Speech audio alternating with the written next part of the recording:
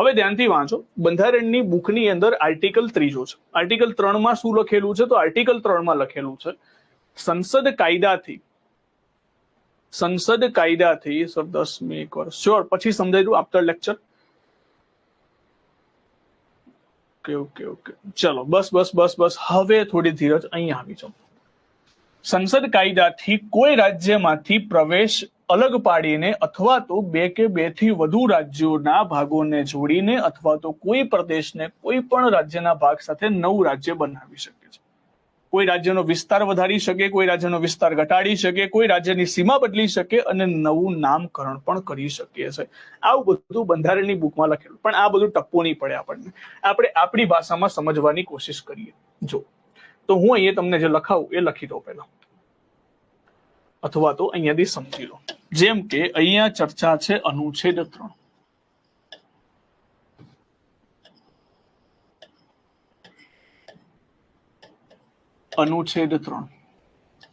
અનુચ્છેદ 3 માં કહે છે કે સંસદ જોડે પાવર છે, સંસદ પાસે સત્તા છે.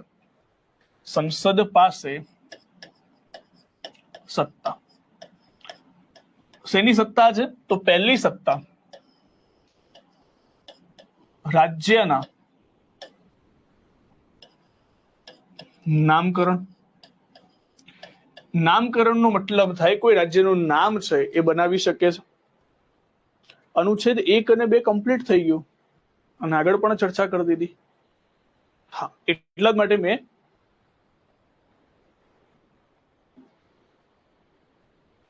બધું જ આવશે.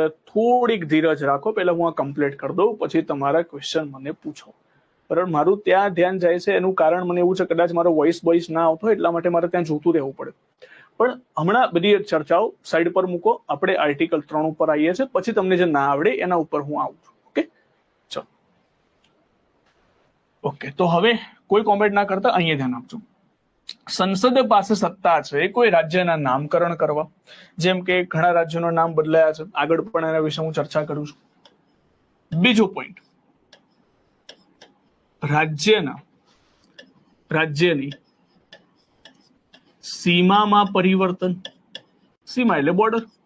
સીમામાં પરિવર્તન. ત્રીજો પોઈન્ટ, રાજ્યના વિસ્તારમાં ઘટાડો કે વધારો. જો તો સંસદ પાસે કેટલા પાવર છે? તો સંસદ પાસે પાવર છે કે રાજ્યોના નામ બદલી શકે છે. માની લો કે ગુજરાત નામ છે, તો ગુજરાતમાંથી મહાગુજરાત કરવું હોય તો સંસદ પાસે પાવર છે. બીજો પોઈન્ટ શું લખેલો છે કે રાજ્યના સીમામાં પરિવર્તન. રાજ્યની બોર્ડર બદલવી હોય, એક રાજ્યમાંથી બીજા રાજ્યનું નિર્માણ કરવું હોય તો પણ થઈ શકે, અને રાજ્યના વિસ્તારમાં વધારો ઘટાડો કરવો હોય તો પણ થઈ શકે. આ ટપ્પો ના પડે તો આપણે એક એક્ઝામ્પલ લઈને સમજીએ. જેમ કે માની લો કે આ ભારત છે. ભારતની અંદરથી 28 રાજ્યો, 8 કેન્દ્ર શાસિત પ્રદેશો છે. હવે હું માનું છું કે અહીંયા આપણે ગુજરાત દોરી દઈએ. બરાબર? આ ગુજરાત મેં દોરી દીધું. હવે જો ગુજરાતની અંદર એવી માંગણી થાય છે, સંસદ એવું વિચારે ભાઈ ગુજરાત બહુ પૈસા વાળું છે, આપણે એક કામ કરીએ, ગુજરાતને 3 અલગ અલગ રાજ્યોમાં ડિવાઈડ કરી નાખીએ. એક એક્ઝામ્પલ માનીને ચાલજો, હાલમાં ભારતમાં 28 રાજ્યો છે, એમાં ગુજરાત પણ એક છે, પણ આપણે 28 રાજ્યો નથી રાખવા, આપણે બીજા 2 રાજ્યો બનાવવા છે. કયા રાજ્યો બનાવવા છે? તો એક કામ કરીએ, આપણે એક નવું રાજ્ય બનાવીએ જેનું નામ છે યુનાઇટેડ સ્ટેટ ઓફ કચ્છ બનાવીએ. બરાબર? અહીંયા બનાવી દઈએ આપણે યુનાઇટેડ સ્ટેટ ઓફ ઉત્તર ગુજરાત, અને અહીંયા બનાવી દઈએ યુનાઇટેડ સ્ટેટ ઓફ સૌરાષ્ટ્ર. આપણે 3 રાજ્યો બનાવીએ. આવો સાંસદને વિચાર આવ્યો કે આપણે ગુજરાતને એક નથી રાખવું, આપણે ગુજરાતને અલગ અલગ 3 રાજ્યો બનાવીશું. એટલે જો હવે કેટલા રાજ્યો થઈ ગયા? હવે 28 હતા, હવે 27 થઈ ગયા. 27 ને બીજા 3 એટલે ટોટલ થઈને આપણે 30 રાજ્યોનું નિર્માણ કરવું છે. હવે કેવી રીતે થશે? આવો સંસદે સૌથી પહેલા વિચાર લાવ્યો કે આપણે એક કામ કરીએ, ગુજરાતના 3 અલગ અલગ ભાગ પાડીએ. સૌથી પહેલા જ્યારે પણ આવું બિલ લાવવામાં આવે છે, એટલે ખરડો લાવવામાં આવે, આ ખરડો સૌથી પહેલા કયા ગૃહમાં રજૂ કરવામાં આવે? તો સૌથી પહેલા બંને ગૃહમાં તમે લાવી શકો છો. લોકસભાની અંદર પણ આવો ખરડો લાવી શકો અને રાજ્યસભાની અંદર પણ ખરડો લાવી શકો, પણ એક કન્ડિશન છે. જ્યારે પણ તમે આવો ખરડો લાવો છો ત્યારે તમારે રાષ્ટ્રપતિની પૂર્વ મંજૂરી જોઈશે. એટલે રાષ્ટ્રપતિને પૂછવું પડશે કે ગુજરાત છે એના અમે 3 ભાગલા કરીએ છીએ. તો અહીંયા જો અહીંયા બિલકુલ એ જ કન્ડિશન માનીને ચાલો. અહીંયા શું થશે? બંને ગૃહમાં ખરડો લાવવાની વાત ચાલે છે. ઉદાહરણ તરીકે માની લો કે હું વ્યવસ્થિત લખાવું છું, તમે હમણાં લખતા નહીં, ખાલી સમજો.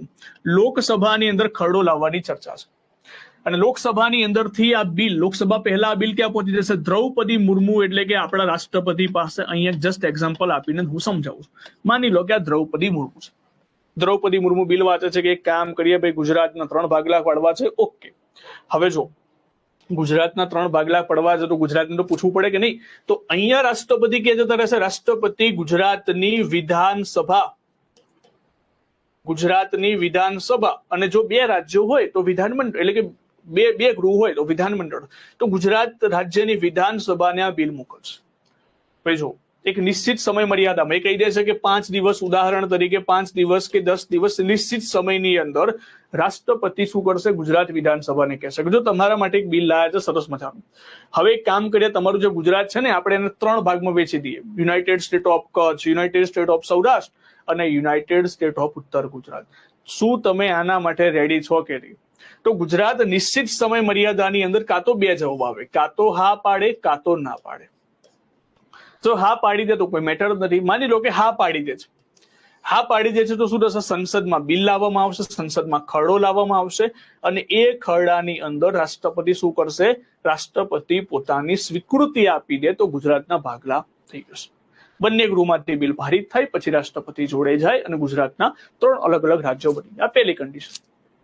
પણ માની લો ગુજરાતની વિધાનસભાએ ના પાડી કે ના ભાઈ, અમારે તો 3 ભાગલા નથી પાડવા, અમારે તો એક જ ગુજરાત રાખવું છે. તો હવે શું કરવામાં આવશે? તો પણ રાષ્ટ્રપતિ હા, એટલે કે ગુજરાતની વિધાનસભા હા પાડે કે ના પાડે, રાષ્ટ્રપતિ એમના મત માનવા બંધાયેલા નથી. સાહેબ આ કેવી વાત થઈ? તમે તો એક બાજુ એમ કહો છો કે ગુજરાતની વિધાનસભાના મત લીધા અને ગુજરાતની વિધાનસભા જો ના પાડે તો એ ભાગલા થશે. બિલકુલ થશે. તો પછી આનો મત લેવાનો મતલબ શું છે? હવે માની લો તમે કોઈના ઘરની અંદર જઈને ભાગલા કરો છો તો એને એકવાર કહેવું પડશે. ઇન ધ શોર્ટ કહેવાનો મિનિંગ એ છે કે અહીંયા જાણ કરવામાં આવે છે.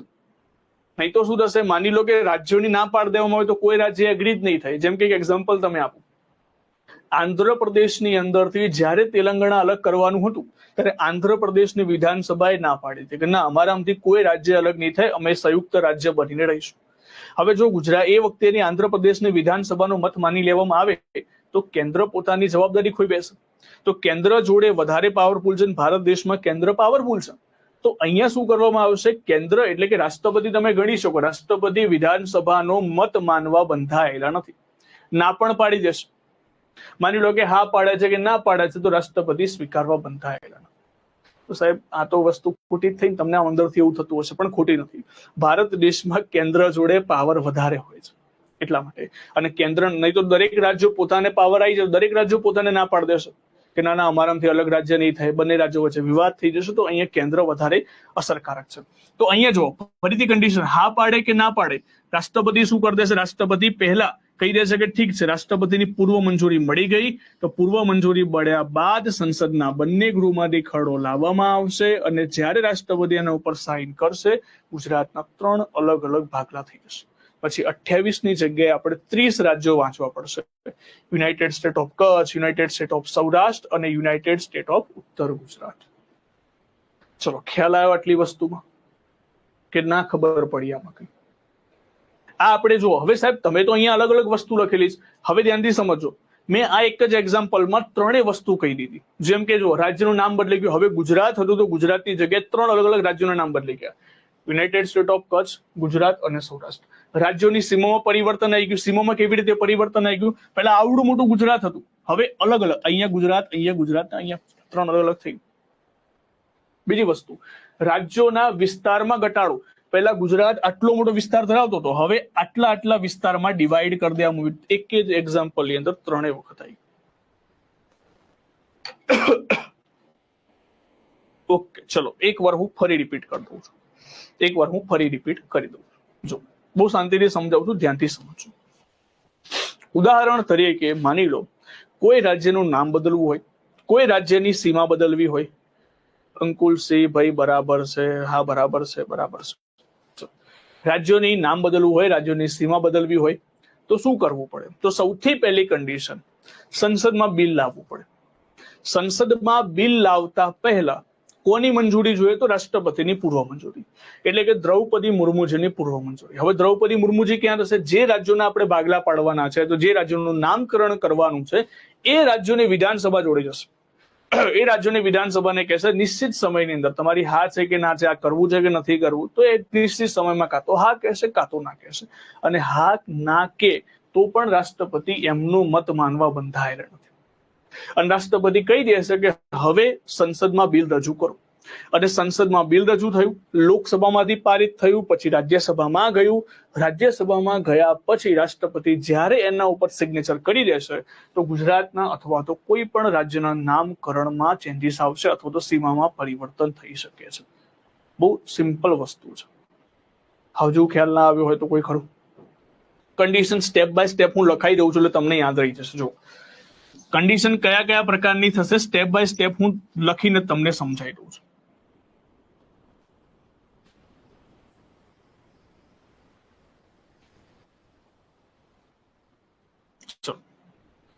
હવે જો આર્ટિકલ 3 માં આ બધી પ્રક્રિયાઓ શરૂઆતથી નથી. આ પ્રક્રિયાને ઉમેરવામાં આવી હતી કયા સુધારાની અંદર? 5મો સુધારો. 5મા સુધારામાં પ્રક્રિયા આખી આપવામાં આવી. કયા પ્રક્રિયાથી આ બિલ લાવવામાં આવશે? તો પ્રક્રિયાની અંદર હા લખો, હવે લખો. પ્રક્રિયાની અંદર હર્ષભાઈ અહીંયા ધ્યાનથી સમજી લેજો. સ્ટેપ બાય સ્ટેપ પ્રક્રિયા ઓટોમેટિક હવે આવડી જશે. સર ઇન્ડિયાનું ભારત કર્યું એની અંદર તો કોઈની મંજૂરી લીધી જ નથી. ચલો અહીંયા સૌથી પહેલી કન્ડિશન માની લો કે ખરડો છે. ઉદાહરણ તરીકે ખરડો છે. ખરડો એટલે બિલ. સૌથી પહેલી કન્ડિશન આવશે રાષ્ટ્રપતિની પૂર્વ મંજૂરી.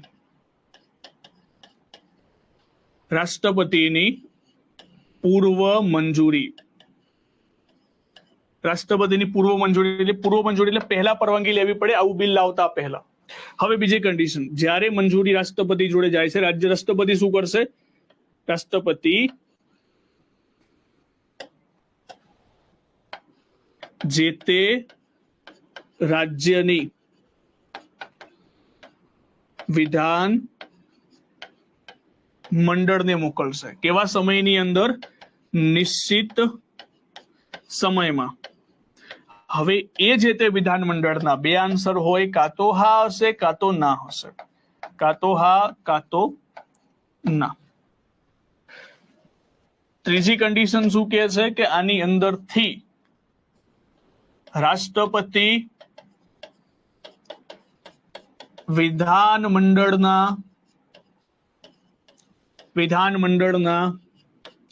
મત માનવા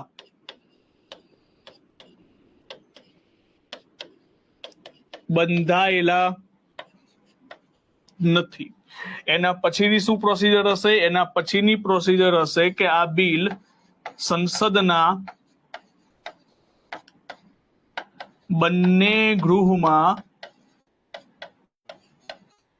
રજૂ કરવામાં આવશે અને એના પછી રજૂ થયા પછી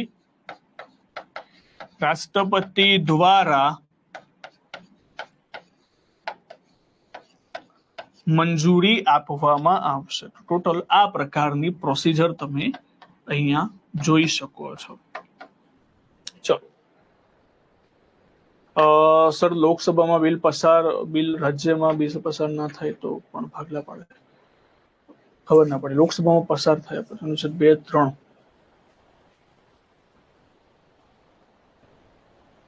હું આવું છું રવિભાઈ, એની અંદર પણ આવું છું, કેન્દ્ર શાસિત પ્રદેશના અંદર પણ આવું છું. પેલા આટલું ખબર પડી એ મને કહો તમે. હું બધું જ તમને સમજાવીશ, તમે ઉતાવળ ના કરતા, બરાબર? પહેલા હું સ્ટેપ બાય સ્ટેપ અને શાંતિથી તમને સમજાવવા માંગુ છું. પહેલા આટલો આઈડિયા આવી ગયો તમને, મને એ કહો. તમારા જેટલા પણ ક્વેશ્ચન થશે મને ખબર છે કયા કયા ક્વેશ્ચન તમારા થવાના છે. અને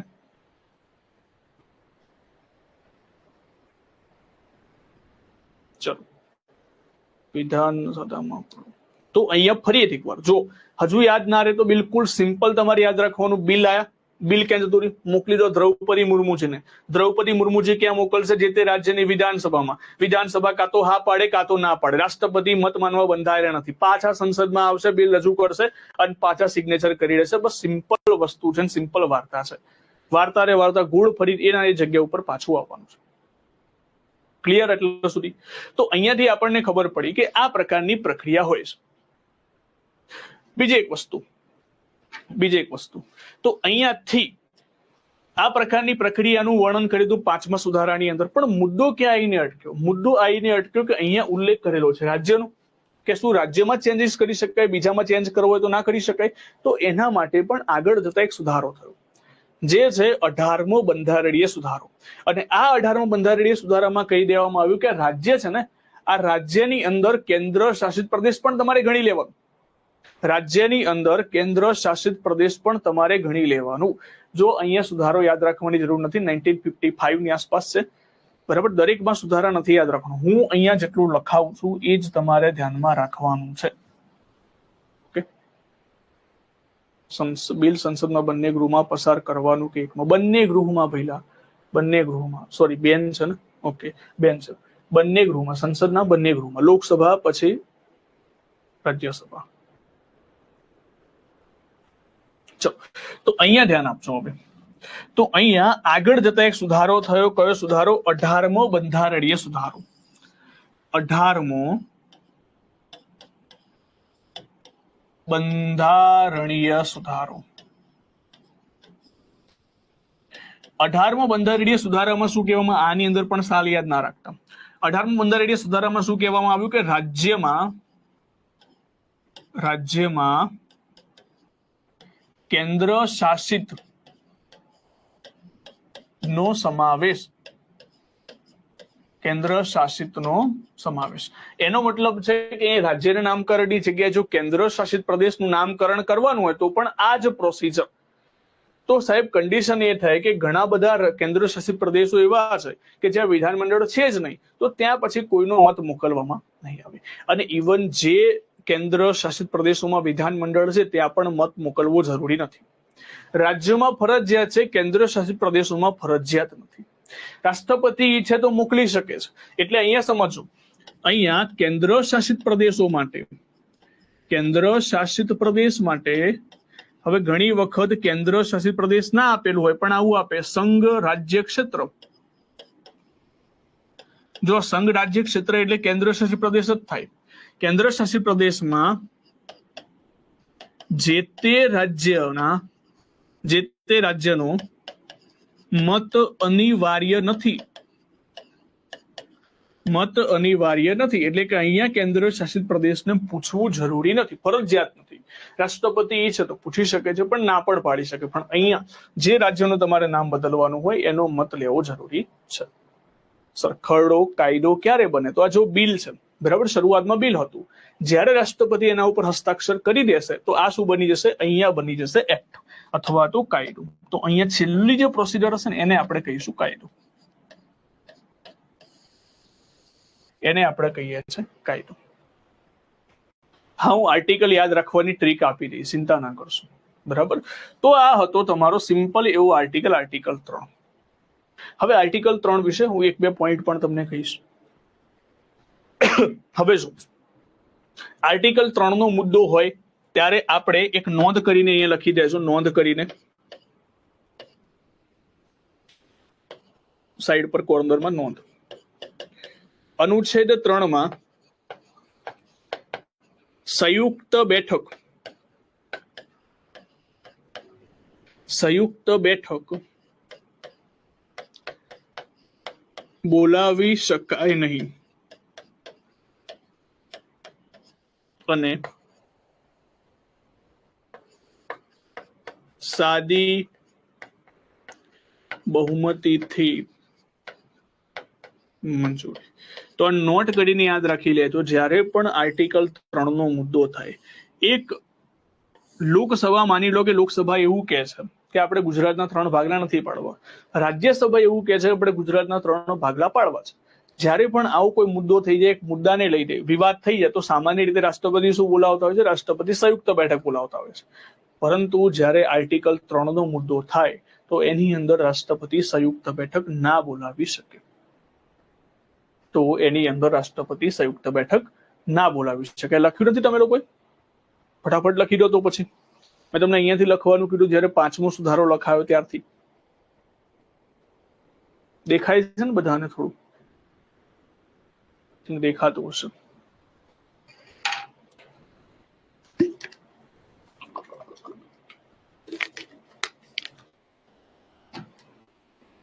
ચલો,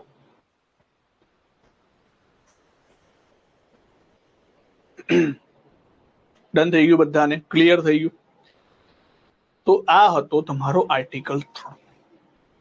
હવે તમે જો થોડું વાંચો, સાદી બહુમતી એટલે એક્ઝામ્પલ તરીકે, ઓકે વાંધો નહીં, બેસ્ટ, પછી લખી દેશો, વાંધો નહીં. જો સાદી બહુમતી કોને કહેવાય એ પણ એક ક્વેશ્ચન છે, એ સમજી લેજો. સાદી બહુમતી કહીશું કોને? સાદી બહુમતી ઉદાહરણ તરીકે માની લો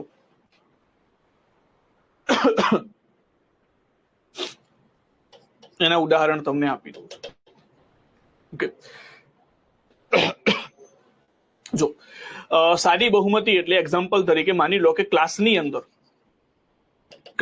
અંદર ટોટલ એડમિશન 500 હોય. એક્ઝામ્પલ તરીકે ટોટલ એડમિશન 500 છે.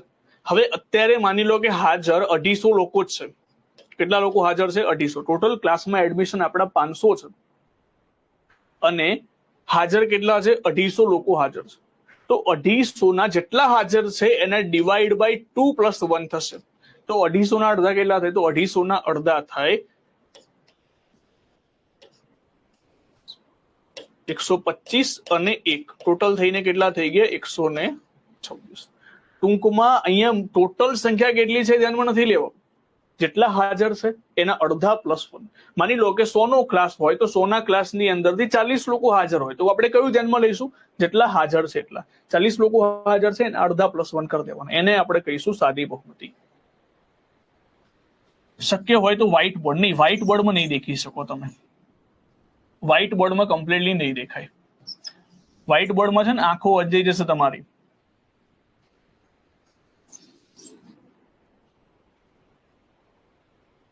કેન્દ્ર રાજ્યમાં એક જ પક્ષની સરકાર હોય તો એ મંજૂરી લેવી પડશે. બરાબર. ચલો, આનું એક એક્ઝામ્પલ તમે લખી નાખો. ઉદાહરણ તરીકે આર્ટિકલ 3 ના એક્ઝામ્પલ લખવા હોય તો તમે લખી શકો છો. આમ તો એવું જરૂર નથી કે પૂછાતા નથી, પણ યાદ રાખી લેજો કે આંધ્રપ્રદેશમાંથી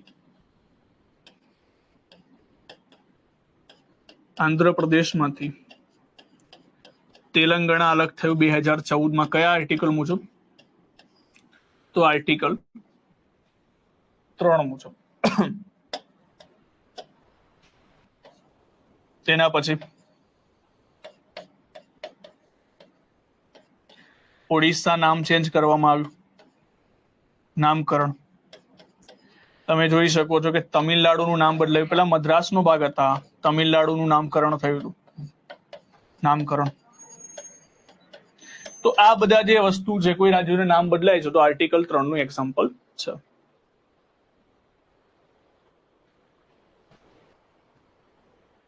ઓકે, બરાબર. તો આ બધા એક્ઝામ્પલ છે. હવે જો પાછું એવું ક્વેશ્ચન કોઈને ના થાય, સાહેબ આપણે અમદાવાદનું કર્ણાવતી કરવું હોય તો શું આર્ટિકલ 3 નો ઉપયોગ કરવો પડે? તો ના ભાઈ, આ રાજ્યોની વાત છે, અહીંયા કોઈ શહેરની વાત નથી કરવાની.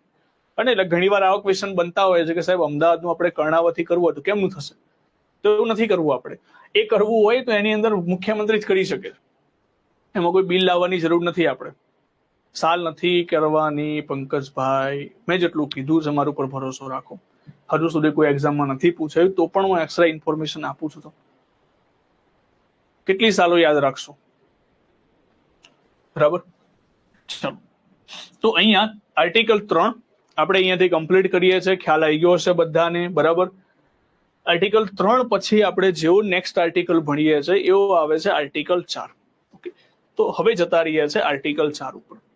આર્ટિકલ 4 શું કહે છે? આર્ટિકલ 4 માં લખેલું છે કે આર્ટિકલ 2 અને આર્ટિકલ 3 માં જો તમે પરિવર્તન કરો છો તો અનુસૂચિ 1 અને અનુસૂચિ 4 માં પણ પરિવર્તન થશે. અને આજે પરિવર્તન કરવામાં આવશે બિલકુલ બંધારણીય સુધારો નથી, એટલે કે આર્ટિકલ 368 હેઠળનો બંધારણીય સુધારો નથી. હવે આ બધી કથા આપણે કરી, હવે લખીએ એને કે શું કહેવા માંગે છે આર્ટિકલ 4 અથવા તો અનુચ્છેદ 4. તો આવી જ રીતે તમારે લખવાનું છે. અનુચ્છેદ 4 માં કહે છે કે અનુચ્છેદ 2 અને અનુચ્છેદ 3 માં પરિવર્તન થાય અથવા તો ચેન્જ આવે તો કઈ કઈ અનુસૂચિમાં બદલાવ થશે? તો અનુસૂચિ 1 માં. એનું એક્ઝામ્પલ પણ હું તમને આપીશ. અનુસૂચિ 1, અનુસૂચિ 4 માં. અને આજે પરિવર્તન હશે, આજે પરિવર્તન છે એ પરિવર્તન બિલકુલ સાદી બહુમતીથી કરવામાં આવશે. અને અહીંયા જે સુધારો થશે એ બંધારણીય સુધારો અનુચ્છેદ 368 હેઠળ ગણાતો નથી. એટલે કે માની લો કે કોઈ નવું રાજ્ય બને છે તો એમાં કઈ બંધારણીય સુધારાનો આપણે ક્રમ આપવાની જરૂર નથી. જેમ કે આંધ્રપ્રદેશમાંથી તેલંગાણા બન્યું તો એમાં કઈ બંધારણીય સુધારો આપણે નથી કર્યો. જેમ કે આપણે આગળ ભણ્યા કે 42મો સુધારો 1976 માં આ શબ્દો ઉમેરવામાં આવ્યા, તો એ પ્રકારેનો કોઈ સુધારો નહીં થાય. જેમ કે મહારાષ્ટ્રમાંથી ગુજરાત અલગ થયું તો આપણે કઈ બંધારણીય સુધારો નથી કર્યો કે આ વર્ષની અંદર આટલા સુધારાની અંદર 1960 માં ગુજરાત બન્યું. ના, એમાં આપણે કોઈ બંધારણીય સુધારાની જરૂર નથી. એ કયા આર્ટિકલમાં લખેલું છે? આર્ટિકલ 4 ની અંદર. તો આર્ટિકલ 4 માં વર્ણન છે કે 2 અને 3 માં પરિવર્તન આવે. સાહેબ 2 અને 3 માં પરિવર્તન કેવી રીતે આવે? તો એક એક્ઝામ્પલ લખું. જેમ કે માની લો આર્ટિકલ 2 શું કહે છે કે ભારતનો ભાગ ના હોય એવો કોઈ ભાગ ઉમેરવો. ઉદાહરણ તરીકે લાહોર છે આપણું. લાહોર ભારતનો ભાગ બની ગયું. કયા આર્ટિકલ મુજબ? આર્ટિકલ 2 મુજબ. હવે જેવું લાહોર ભારતનું ભાગ બનશે તો અનુસૂચિ 1 માં આપણે એવો 29 રાજ્યો થઈ જશે. જે 28 રાજ્યોની જે લિસ્ટ હતી એમાં એક રાજ્ય બીજું આવી જશે, એટલે કે અનુસૂચિ 1 માં ચેન્જ થયો. હવે બીજું શું થશે કે લાહોર આપણે રાજ્ય બની ગયું તો લાહોરની રાજ્યસભાની પણ બેઠકો હશે, તો શેમાં પરિવર્તન કર્યું? અનુસૂચિ 4 માં પણ તમે પરિવર્તન કરી નાખ્યું. આ આપણે ભારત બહારનું વાત કરી. હવે માની લો આંધ્રપ્રદેશમાંથી તેલંગાણા બન્યું, તો આપણે આંધ્રપ્રદેશમાંથી તેલંગાણા બન્યું તો હવે 28 રાજ્યોનો જે ક્રમ હતો એની જગ્યાએ આપણે લિસ્ટમાં એક નવું રાજ્ય ઉમેર્યું, એ છે તેલંગાણા. તો અહીંયા પણ ચેન્જ આવ્યું અને તેલંગાણાની રાજ્યસભાની બેઠકો પણ આપી, તો અનુસૂચિ 4 માં પણ પરિવર્તન આવ્યું. તો એનો મતલબ થાય કે સામાન્ય રીતે આર્ટિકલ 2 અને આર્ટિકલ 3 માં કોઈ નવું રાજ્ય તમે એડ કરો છો તો અનુસૂચિ 1 અને અનુસૂચિ 4 માં પણ બદલાવ થશે. અને આ જે બદલાવ હશે આર્ટિકલ 368 હેઠળના બંધારણીય સુધારા મુજબ. એટલે કે અહીંયા ક્રમ આપવાનો હોતો નથી. ક્રમ આપવાનો હોતો નથી. ચલો, ખ્યાલ આવી ગયો આટલી વસ્તુનો? આ આપણે વાત કરી બિલકુલ લોજિકલ અને બિલકુલ સારી વસ્તુની. હવે અહીંયા તમે જેવું પોલિટીની બુકમાં જોશો તો એવું લાંબુ લખાણ અહીંયા લખેલું હશે. પણ જો અહીંયા આર્ટિકલ 3 હું ફરી એકવાર વાંચી રહ્યો. અહીંયા શું લખેલું છે? કોઈ રાજ્યમાં પ્રદેશમાં અલગ પાડીને અથવા તો 2 કે વધુ રાજ્યોના ભાગોને જોડીને કોઈ નવો પ્રદેશ કોઈ ભાગને જોડીને નવું રાજ્ય રચી શકે. જેમાં વિસ્તારમાં બદલાવ થઈ શકે, ઘટાડી શકે, સીમાઓ બદલી શકે, નામ પણ બદલી શકે. તો આ હતો આર્ટિકલ 3. એના પછીનો જે આર્ટિકલ છે આર્ટિકલ 4 માં શું કહે છે? આર્ટિકલ 4 માં અહીંયા લખેલું છે, સોરી અહીંયા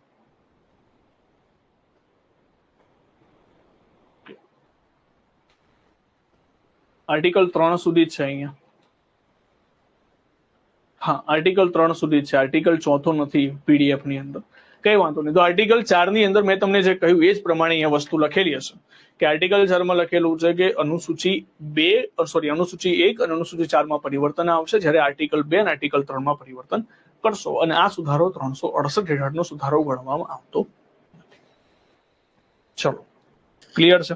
હવે બિલકુલ શોર્ટમાં તમને સમજાય દઉં કે છેલ્લે સાહેબ આપણે 4 આર્ટિકલ ભણ્યા એનો સાર શું હતો. હું બધું કહી દઈશ અનિરુદ્ધભાઈ, બિલકુલ કહી દઈશ. તમે અત્યારે ખાલી આ ટોપિક ઉપર ફોકસ કરો. હું જાણું છું કે તમને અત્યારે બહુ બધું કન્ફ્યુઝન હશે, પણ હમણાં આ બધી વસ્તુ યાદ રાખવી જરૂરી છે. 4 આર્ટિકલ યાદ કેવી રીતે રાખવા, ભાઈ સિમ્પલ ટ્રીક સમજી લેજો. આ છે આપણું એક ભારત, આ છે આપણું એક ભારત. તો આર્ટિકલ 1 શું છે? આર્ટિકલ 1 છે એક ભારત, એટલે કે ભારત અર્થાત ઇન્ડિયા. બરાબર. હવે તમે જુઓ, કોઈ પ્રદેશને ભારતની અંદર તમે ઉમેરો છો, ભારતની બહારથી કોઈ પ્રદેશ નાખો છો, એટલે આર્ટિકલ 2. આર્ટિકલ 2 ઉપરથી બહારથી કોઈ પ્રદેશ ભારતમાં ઉમેરો છો તો આર્ટિકલ 2 થઈ ગયું. અંદરથી અંદર રમવાનું છે તો આર્ટિકલ 3. આર્ટિકલ 3 માં શું આવશે? અંદરના ભાગોમાં બદલાવ કરવામાં આવશે તો આર્ટિકલ 3. બીજું, 2 અને 3 માં પરિવર્તન કરો છો તો અનુસૂચિ 1 અને અનુસૂચિ 4 માં પણ પરિવર્તન કરવામાં આવશે. 1 થી 4 નંબર તમારે યાદ રાખવાના. જો 2 અને 3 માં પરિવર્તન કરો તો શેમાં અનુસૂચિ 1 અને અનુસૂચિ 4 માં પરિવર્તન થશે. એ તમારો થઈ ગયો આર્ટિકલ 4. સિમ્પલ વસ્તુ છે. એક ભારત, કોઈ બારનો ભાગ ઉમેરો, આર્ટિકલ 2. અંદર રમો, આર્ટિકલ 3. 2 અને 3 માં પરિવર્તન કરો, 1 અને 4 માં પણ પરિવર્તન થઈ જશે. એ તમારો થઈ ગયો આર્ટિકલ 4. બહુ સિમ્પલ વસ્તુ છે. આપણે ડિટેલ્સમાં જોયું અને શોર્ટકટની અંદર પણ જોઈ લીધું કે 4 આર્ટિકલ કઈ પ્રકારે યાદ રાખી શકાય. ઓકે, તો આ વસ્તુ યાદ રાખજો. ચકેડું યાદ રાખી લેજો પૂરું, તો યાદ રહી જશે ઓટોમેટિકલી. 1, 2, 3 અને 4. ચલો, એક વસ્તુ જોઈ. કોઈએ મને એ સવાલ ના કર્યો કે સાહેબ ભારતમાં બધા ભાગો લેવાની તો વાત કરી, પણ આપણે કદાચ આપવાનો થાય તો? અને આપણી માનસિકતા જ એવી છે કે આપણે લઈ જ લઈએ છીએ. આપવાની વાત તો ક્યારે પણ આવે નહીં. અને બરાબર આવું જ હોવું જોઈએ કે આપણી વસ્તુ લેવાની જોઈએ, આપવાની થોડી હોય. તો અહીંયા મેં શું વાત કરી છે? ભારતનો કોઈ ભાગ ઉમેરવો હોય તો આર્ટિકલ 2, અને અંદર રમવું હોય તો આર્ટિકલ 3. પણ કદાચ એવું બન્યું કે ભારતનો ભાગ આપણે બહારથી, ભારતનો ભાગ કોઈ અન્ય ક્ષેત્રને આપવો હોય તો કયા આર્ટિકલ મુજબ આપીશું?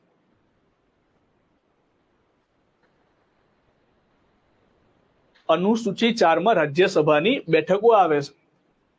ખબર ના પડી તો એક ભારત, બહારનો ભાગ ઉમેરો, આર્ટિકલ 2. અંદરમાં ભારતના રાજ્યોમાં કોઈ ચેન્જીસ કરવાનું આવે તો આર્ટિકલ 3. નામકરણ કરો, સીમામાં પરિવર્તન કરો, વિસ્તાર બદલો. અને અનુસૂચિ આર્ટિકલ 4 શું કહે છે કે 2 અને 3 માં પરિવર્તન થાય તો અનુસૂચિ 1 અને અનુસૂચિ 4 માં પણ પરિવર્તન થશે. ચલો, માની લો કે કોઈ ભારતનો ભાગ બીજા કોઈ ક્ષેત્રને આપવાનો થાય છે તો કયા આર્ટિકલ મુજબ આપણે આપીશું? ના આપી શકાય. ભારત સંઘને તોડી ના શકાય. એક વસ્તુ તમે સાચી કીધી, ભારત સંઘને તોડી ના શકાય. તો કદાચ તમને યાદ હશે કે બેરુબારી પ્રદેશ આપણે આપી દીધો, બાંગ્લાદેશને આપણે 51 એન્ક્લેવ્સ આપી દીધા. કચ્છનો વિવાદ થયો તો કચ્છની અંદરથી આપણે 350 માઇલનો વિસ્તાર પાકિસ્તાનને આપી દીધો. ક્યાંથી આપ્યો? તો ખરેખર ભારતની અંદર આ વસ્તુ હોત તો કેવી રીતે આપી શકાય અને કયા આર્ટિકલ મુજબ આપે તો એ કન્ફ્યુઝન હશે. તો જો અહીંયાથી તમને એક વસ્તુ શીખવું.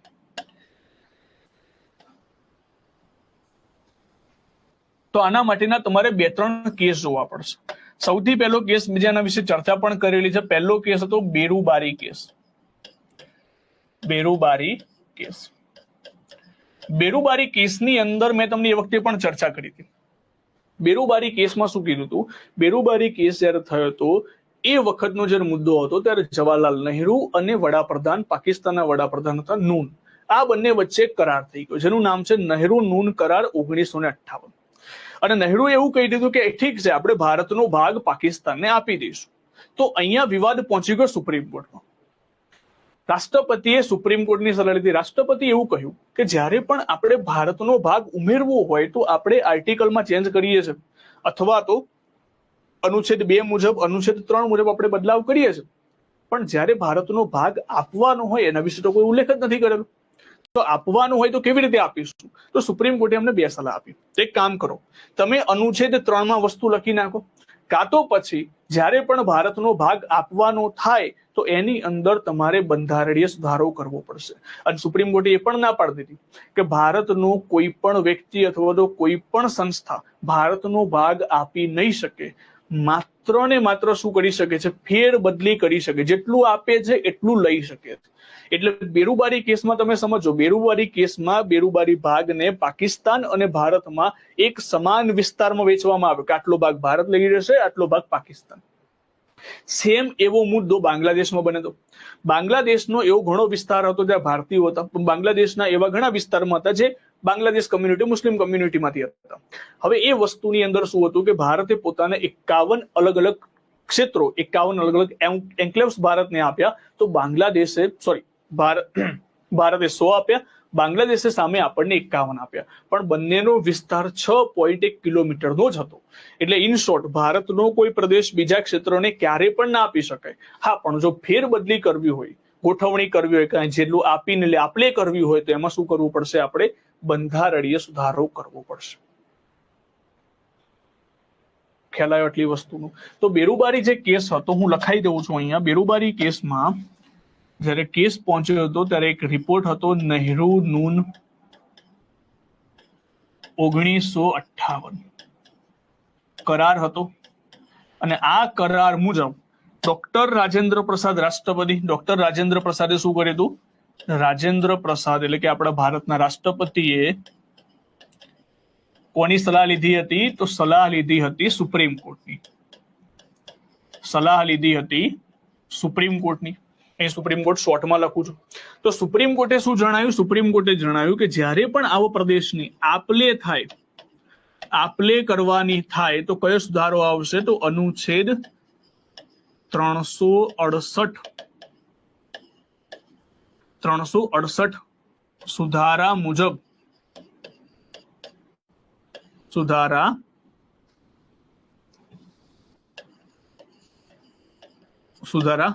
જ ચેન્જ કરવામાં આવશે. તો બેરુબારી રીજનની અંદર પણ જ્યારે પ્રદેશનો આપલે કરવાનો થયો ત્યારે પણ આપણે બંધારણીય સુધારો કર્યો. કોઈને યાદ છે કયો સુધારો હતો? મેં એ વખતે પણ લખાયું હતું.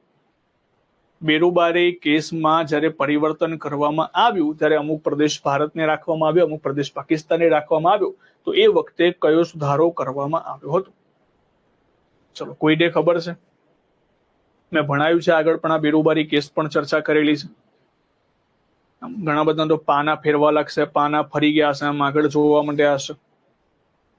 ચલો હવે મને કહો, કમેન્ટ કરો. હવે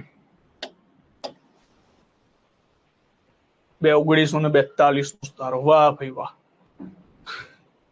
યસ, વેરી ગુડ. કયો સુધારો આવશે? તો 9મો બંધારણીય સુધારો. 9મો સુધારો. Which year? 1960. તો જો એટલા માટે આપણે એ ક્રમ આપ્યો. જો ક્રમ કેમ આપ્યો? કારણ કે લખી દીધું કે 368 મુજબ જ તમે કોઈ પ્રદેશ આપી શકો છો, આપીને આપલે કરી શકો છો, બાકી ના કરી શકી. તો જ્યારે પણ બેરુબારીનો મુદ્દો થયો એના પછીનો બીજો મુદ્દો ક્યારે થયો હતો? તો બીજો મુદ્દો થયો હતો ભારત બાંગ્લાદેશ વિવાદ. ભારત બાંગ્લાદેશ વિવાદ. ભારત બાંગ્લાદેશ વિવાદમાં એવું થયું હતું કે ભારતની અંદરથી ઘણા પ્રદેશો, ભારતમાંથી 100 એન્ક્લેવ્સ, એન્ક્લેવ્સ નું મતલબ થાય વિસ્તાર, એન્ક્લેવ્સ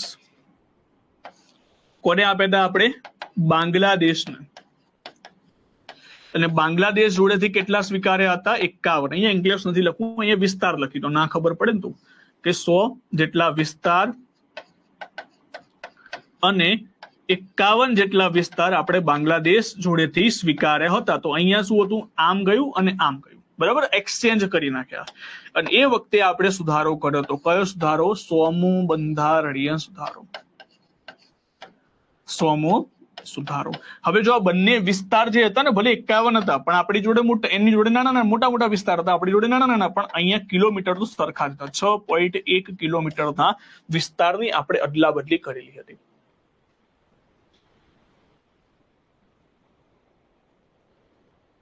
હા, બિલકુલ. એકવાર પૂછાઈ જાય તો આપણે યાદ રાખજો. આગળના લેક્ચર જોયા વગર ટપ્પો નહીં પડે કે આગળના લેક્ચર ખાસ જોવા પડશે. હા, બિલકુલ આવે એવું જ. કારણ કે આગળના લેક્ચરમાં થોડી ઘણી માહિતી મેં આના વિશે આપેલી છે, એટલા માટે. તો આગળના લેક્ચર જોવા પડશે પ્રિયંકાબેન, તો એકવાર જોઈ લેજો. પણ હમણાં આના ઉપર ફોકસ રાખો, ખબર પડી જશે. તો અહીંયા જ્યારે પણ એક્સચેન્જ કરવાનું થયું તો આપણે શું કરી નાખ્યો? સુધારો કરી નાખ્યો. પણ આમાં એક અપવાદ થયો. આમાં શું અપવાદ આવ્યો? કચ્છનો વિવાદ આપણે સામે આવ્યો હતો. જો કચ્છની અંદર એવું થયું હતું કે કચ્છના વિસ્તારમાં મેટર થઈ ગઈ કે અમુક વિસ્તાર આપણે શું કરવો પડે? પાકિસ્તાનને આપવો પડે. હવે અહીંયા આપણે એક્સેપ્ટ નથી કર્યું. અહીંયા જયારે કચ્છનો વિવાદ બન્યો હતો ત્યારે એક ટ્રિબ્યુનલ બનાવવામાં આવી હતી. બે રાજ્યો વચ્ચે અથવા બે દેશો વચ્ચે કોઈ મેટર થાય તો આંતરરાષ્ટ્રીય ટ્રિબ્યુનલ બનાવવામાં આવી. 6.1 કિલોમીટર છે, 61 કિલોમીટર નથી, ખાલી 6 કિલોમીટર છે. ઓકે, તો જયારે આ વિવાદ થયો હતો, કચ્છનો વિવાદ, તો આંતરરાષ્ટ્રીય ટ્રિબ્યુનલ બેસી અને આંતરરાષ્ટ્રીય ટ્રિબ્યુનલે ભારતના વિરુદ્ધમાં ચુકાદો આપી દીધો. ભારતને એવું કીધું ભાઈ તમારે 350 માઇલનો વિસ્તાર પાકિસ્તાનને આપવો પડશે. તો આની અંદર આપણે બંધારણીય સુધારો ના કર્યો. બંધારણીય સુધારો કેમ કરી શકાય? આપલે કરવાની વાત હોય ત્યારે, પણ જયારે આંતરરાષ્ટ્રીય મુદ્દો પહોંચી જાય છે તો પછી આપણા હાથમાં નથી હોતું. એટલા માટે કચ્છનો જયારે વિવાદ થયો હતો ત્યારે એની અંદર આપણે બંધારણીય સુધારો કર્યો નહોતો. કચ્છ વિવાદની અંદર ભારતે શું કર્યું હતું? ભારતે પાકિસ્તાનને કેટલો વિસ્તાર આપ્યો હતો? 350 માઇલનો વિસ્તાર સોંપ્યો હતો અને સુધારો અહીંયા બંધારણીય સુધારાનો ક્રમ નથી આવતો. બંધારણીય સુધારો કર્યો ન હતો. કેમ કર્યો ન હતો? કારણ કે આંતરરાષ્ટ્રીય મુદ્દો બની ગયો હતો એટલા માટે. કયા અનુચ્છેદ મુજબ? આર્ટિકલ 368 મુજબ. જો આ જ આકૃતિની અંદર હું ફરી જઉં છું, ધ્યાનથી સમજજો. અહીંયા આ આકૃતિમાં તમારે બહુ સિમ્પલ વસ્તુ યાદ રાખી દેવાની છે કે અહીંયા જુઓ કે ભારતનો કોઈ પ્રદેશ, ભારતનો બહારનો કોઈ પ્રદેશ ઉમેરવો હોય આર્ટિકલ 2, અંદર રમવું હોય આર્ટિકલ 3, ભારતનો કોઈ પ્રદેશ બીજા ક્ષેત્રને આપવાનું થાય અથવા તો એક્સચેન્જ કરવાનું થાય, બહાર નીકળો આર્ટિકલ 368. તો આ સિમ્પલ વસ્તુ છે. પીઓકે વસ્તુ અલગ છે, મુદ્દો અલગ છે. ચલો, આપણે એ બધા મુદ્દામાં નથી જવું. જયારે તમે જીપીએસસી ની બેચમાં ભણશો ત્યારે આપણે આ બધું કરીશું. આપણે કોન્સ્ટેબલની બેચમાં છે તો એ પ્રમાણે તો પણ હું ઘણું ડિટેલ્સમાં આની અંદર જઉં છું. બરાબર? ચલો, ઓકે. તો અહીંયા સુધી આટલા મુદ્દાઓ તમારે યાદ રાખવાના થાય છે. ક્લિયર છે? તો અહીંયા સુધી આપણે 1 થી 4 આર્ટિકલ ભણે અને કોઈ વિસ્તાર બીજા ક્ષેત્રોને આપવાનો થાય તો એના વિશે પણ આપણે ચર્ચા કરી. હવે આગળ જઈએ. એક બીજો પોઈન્ટ ભણવાનો છે.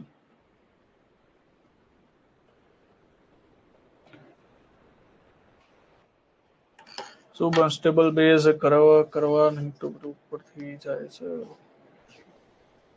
કોન્સ્ટેબલ બેઝ થી ઉપર જ જવું પડશે. હવે કોન્સ્ટેબલ એવું નથી રહ્યું જે પહેલા 2013-14 માં હતું કે ભારતની રાજધાની શું છે, ભારતની પ્રતીક શું છે, રાષ્ટ્રીય પક્ષી કયું છે. આ બધું 2013-14 માં આવતું, પણ હવે નહીં.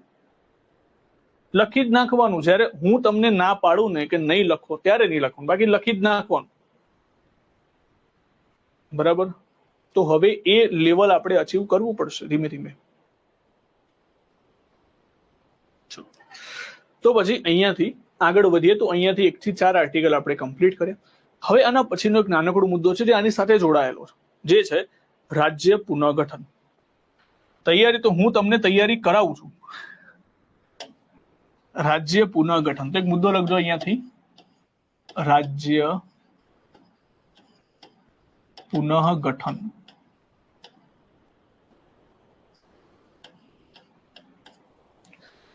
હવે જો સર લાસ્ટમાં કયો સુધારો છે? અહીંયા કોઈ સુધારો કર્યો જ નથી. અહીંયા આપણે કર્યો છે 9મો અને 100મો. છેલ્લો હમણાં સુધી જે સુધારા થયેલા છે 106 સુધી પહોંચ્યા છે, જેમાં મહિલાઓને આપણે 33% અનામત આપ્યું ને એ છેલ્લું 106. હવે જો રાજ્ય પુનઃગઠન હું વાત કરું છું ભારતની 1950 ની સ્થિતિમાં. 1950 માં ભારત કેવું હતું તો હું દોરી નથી બતાવતો, પણ ભારત એ વખતે ટોટલ 29 ભાગોમાં વહેંચાયેલું હતું, જેનું નામ હતું A, B, C અને D. આ રીતે 4 અલગ અલગ કટકાની અંદર વહેંચાયેલું હતું. ABCD અથવા તો તમે ક, ખ, ગ, ઘ પણ ગણી શકો, પણ આપણે ABCD લખીએ છીએ. એ વિસ્તારમાં કેવા રાજ્યો હતા? તો એ વિસ્તારમાં બ્રિટિશ પ્રાંત, એટલે કે બ્રિટિશના અંડરમાં જે મોટા મોટા પ્રાંતો હતા એ બધા એ વિસ્તારમાં હતા. ટોટલ એવા વિસ્તાર હતા 9. ટોટલ કેવા વિસ્તાર હતા? 9 વિસ્તાર. બધા વિસ્તારનું નામ નથી લખતા, પણ અહીં એક્ઝામ્પલ તરીકે બંગાળ છે, બિહાર છે, બોમ્બે છે. તો આ બધા જે ટોટલ થઈને 9 પ્રાંતો હતા એ બધા અહીંયા બ્રિટિશ પ્રાંતમાં હતા. બી વિસ્તારમાં જે હતા, બી વર્ગના જે રાજ્યો આપણે કહી શકીએ, તો બી વર્ગના રાજ્યોમાં હતા દેશી રજવાડા. શું હતા? દેશી રજવાડા. એ બી વર્ગમાં હતા.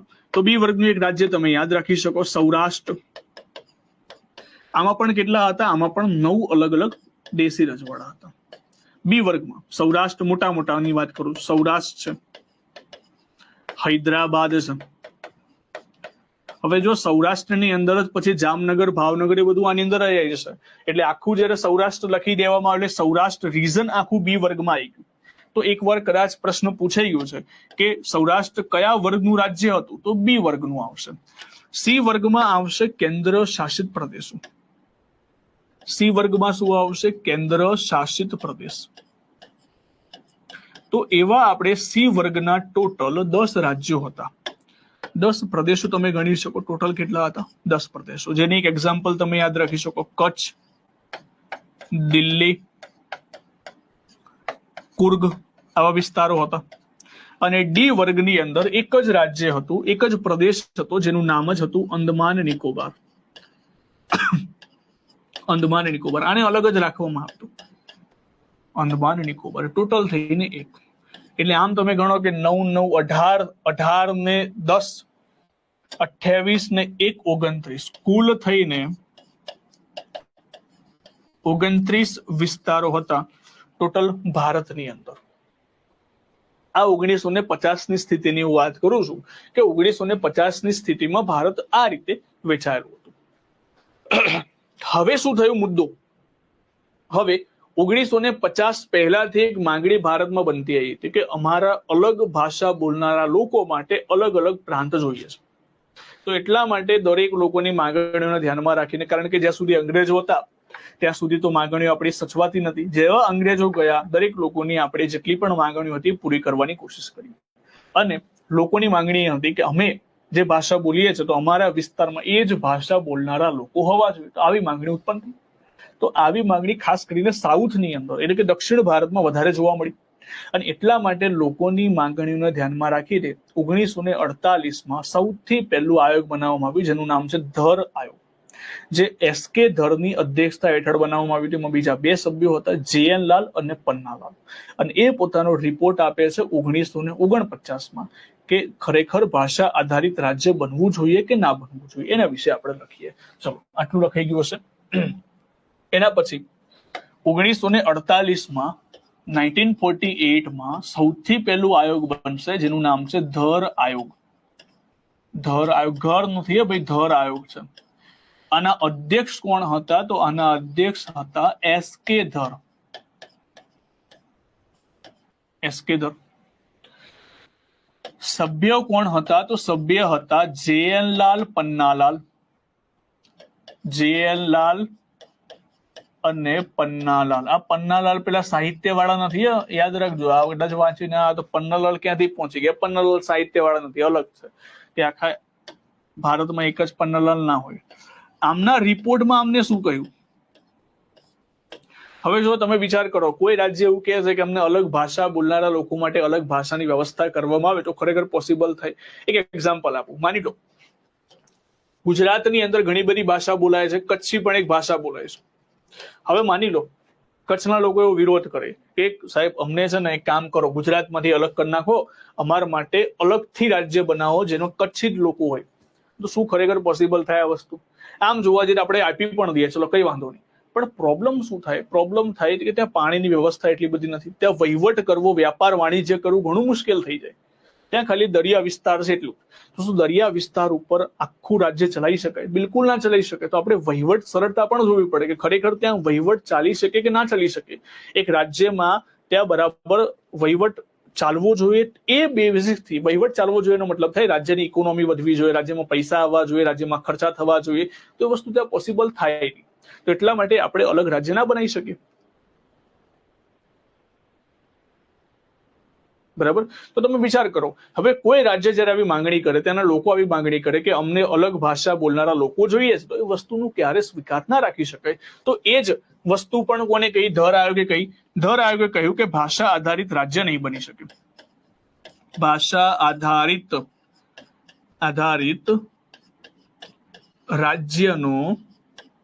રાજ્યનો અસ્વીકાર કર્યો કે ભાષા આધારિત અમે રાજ્ય નહીં બનાવી શકીએ. તો આનો રિપોર્ટ આવી ગયો 1948 માં. 1948 રિપોર્ટ આવ્યો, દરેક લોકો દુઃખી થઈ ગયા. એમને આશા શું હતી? એમને આશા હતી કે અમારા બોલનારા લોકો માટે અલગથી રાજ્ય બનશે, ભાષા બોલનારા લોકો માટે, પણ એ ના થયું. તો લોકોએ ફરી માંગણી કરી કે ફરી રિપોર્ટ બનાવો. તો 1949 એક બીજું આયોગ આવે છે. 1949 બીજું આયોગ આવે છે જેનું નામ છે જેવીપી આયોગ. કયું આયોગ? જેવીપી આયોગ. આમાં જયપુર ખાતે અધિવેશન કરવામાં આવે છે. જયપુરની અંદર અધિવેશન બોલાવવામાં આવે છે. આના કયા કયા સભ્યો? જેવીપી આયોગ ઉપરથી જ એના સભ્યોના નામ કયા કયા છે? તો જો, જે ઉપરથી જવાહરલાલ નહેરુ, જવાહરલાલ શોર્ટમાં લખું છું. વી ઉપરથી સરદાર પટેલ. પી ઉપરથી પટ્ટાભી સિતાર મિયા. તો આ 3 લોકો બેસે છે. હવે 3 લોકો નક્કી કરે છે કે શું ખરેખર ભાષા આધારિત રાજ્ય બનવા જોઈએ કે ના બનવા જોઈએ. તો આ લોકોએ એનાલિસિસ કર્યું. ભાઈ, આજે ધર આયોગે વાત કરી હતી બિલકુલ સાચું છે, અને સરદાર વલ્લભભાઈ પટેલનું તો વધારે ખબર છે, કારણ કે બધા રજવાડાને ભેગા કરીને ભારતને એક બનાવ્યું. સિમ્પલ વસ્તુ છે. અને ભારતને એક બનાવીને જો ફરીથી આપણે ભાષા આધારિત રાજ્ય આપી દેવામાં આવે તો ફરીથી ભારતના ટુકડા થઈ જાય. તો એટલા માટે જેવીપી આયોગે પણ પોતાના રિપોર્ટમાં શું કરી દીધી? જેવીપી આયોગે પોતાના રિપોર્ટમાં ના પાડી દીધી કે ના, ભાષા આધારિત રાજ્ય નહીં બની શકે. ભાષા આધારિત રાજ્યનો શું કરી દીધો? અસ્વીકાર કરી દીધો. લોકોની ભાવનાઓ ઓર ખેલાઈ ગઈ. લોકો કહેશે કે ભાઈ શું આયોગ તમે રમ કરો છો. પેલું આયોગે ના પાડી દીધી, બીજું આયોગે ના પાડી દીધી. તમારે ના જ પાડવાનો ઇન્ટેન્સ હતો તો આયોગ બનાવ્યું કે? તો અહીંયા ખાસ કરીને દક્ષિણ ભારતમાં 2 લોકોનો વિરોધ બહુ પ્રચલિત હતો એ વખતે. દક્ષિણ ભારતમાં એ વખતે લાકડીઓ ઉછળતી હતી 2 લોકો વચ્ચે, અને એ 2 લોકો હતા. ત્યાં તો દાંતેડા ચાલે, જનરલી લાકડીઓ ચાલે નહીં, પણ તમિલ અને તેલુગુ આ બંને એકબીજાના કટ્ટર વિરોધી. તમિલ વાળાને તેલુગુ ના ગમે, તેલુગુ વાળાને તમિલ ના ગમે. હા, 1948 આવશે એમનો રિપોર્ટ. 1949 અહીંયા લખી દે, થોડો ચેન્જ. અને રિપોર્ટ આવે છે 1949. ઓકે, તો આ રિપોર્ટ લખી દીધું. તો આ થોડું સાલમાં જોઈ લેજો. પટ્ટાભી સિતાર મિયા. તો અહીંયા જો, તમિલ અને તેલુગુ વચ્ચેનો વિરોધ થયો. તમિલ વાળા લોકો જોઈ જાય તેલુગુ વાળાને કે ભાઈ દૂર હટી જા. તેલુગુ વાળા લોકો જોઈ જાય તમિલ લોકોને, ભાઈ તારું મોઢું નથી જોવું મારે. તો ટૂંકમાં અહીંયા 2 લોકો કટ્ટર વિરોધી. લોકોમાં વિરોધ હતો, પણ લોકોમાં વિરોધ ક્યારે સામે આવ્યો? જ્યારે 2 મોટા નેતાઓ વચ્ચે પણ વિરોધ થઈ ગયો. અને 2 મોટા નેતાઓ કયા હતા? યસ, મદ્રાસ કાફે મૂવી બી છે, અને તમે ખબર હોય તો તમિલ લોકો અને તેલુગુ લોકો. તમિલની અંદર એક વ્યક્તિ હતા જેનું નામ છે સી રાજગોપાલાચારી. અને તેલુગુના એક વ્યક્તિ હતા જેનું નામ છે ટી પ્રકાશન. હવે મુદ્દો અહીંયાથી ભડક્યો. મુદ્દો એટલા માટે ભડક્યો કે લોકોમાં વિરોધ હોય તો શાંત કરી શકે, પણ જ્યારે 2 નેતાઓ અમને સામને આવી જાય ત્યારે મુદ્દો ભડકી જાય. અને સેમ વસ્તુ થઈ ગઈ તેલુગુ વાળા અને તમિલ લોકો માટે. અને તો પણ સરકાર એ વખતે ત્યાંની ભારત આપણી એ જ વિચારતી હતી કે ભાઈ વિરોધ છે, થોડો સમયમાં ઠંડો ઠરી જશે. પણ એ વખતે તેલુગુ ભાષાના એક વ્યક્તિ હતા જેનું નામ છે પોટ્ટીશ્રી રામાલુ. હું લખાવું છું વ્યવસ્થિત. પોટ્ટીશ્રી રામાલુ અનશન ઉપર બેઠા. કેટલા દિવસના અનશન ઉપર? કે આ મરણ ઉપવાસ ઉપર, કે અમારે અલગ રાજ્ય જોઈએ છે તેલુગુ ભાષા બોલનારા લોકો માટે. જ્યાં સુધી અમને તેલુગુ ભાષા બોલનારા લોકો માટે અલગ રાજ્ય નહીં બને ત્યાં સુધી હું આ મરણ ઉપવાસ કરીશ. અને પોટ્ટીશ્રી રામાલુ ઉપવાસ પર બેઠા. 10, 12, 15, 20, 25 દિવસ થઈ ગયા, 30 દિવસ થઈ ગયા, 40 દિવસ થઈ ગયા, 50 દિવસ થઈ ગયા. જવાહરલાલ નહેરુને તો એમ કે ભાઈ ઘણા ઉપવાસ જોયા છે ગાંધીજીના, હજુ સુધી ગાંધીજી એમ કેમ છે, તમને શું થવાનું? પણ આ ઉપવાસ બહુ સિરિયસ ઉપવાસ હતા. અને ઉપવાસની અંદર પોટ્ટીશ્રી રામાલુનું 56મા દિવસે મૃત્યુ થયું. હવે જ્યારે 56મા દિવસે મૃત્યુ થયું, તમને ખબર હોય કે આંદોલનની અંદર જ્યારે પણ મૃત્યુ થાય તો હિંસા ઓર ભડકી થાય. તો અહીંયા સેમ વસ્તુ થઈ. 56મા દિવસે મૃત્યુ થયું, જવાહરલાલ નહેરુ હફાફફા થઈ ગયા. ખબર હતી કે જો આ મૃત્યુ થઈ ગયું છે એટલે બધો દોષનો ઢોકલો મારા માથે આવશે. તો એમણે તાત્કાલિક જાહેરાત કરી દીધી કે ઠીક છે ભાઈ, તેલુગુ ભાષા માટે અલગ રાજ્ય જોઈએ છે ને, એક કામ કરી દઈએ, તેલુગુ ભાષા બોલનારા લોકો માટે એક અલગ રાજ્ય આપી દઈએ જેનું નામ છે આંધ્રપ્રદેશ. તો સૌથી પહેલું ભાષા આધારિત રાજ્ય કયું બને છે? આંધ્રપ્રદેશ.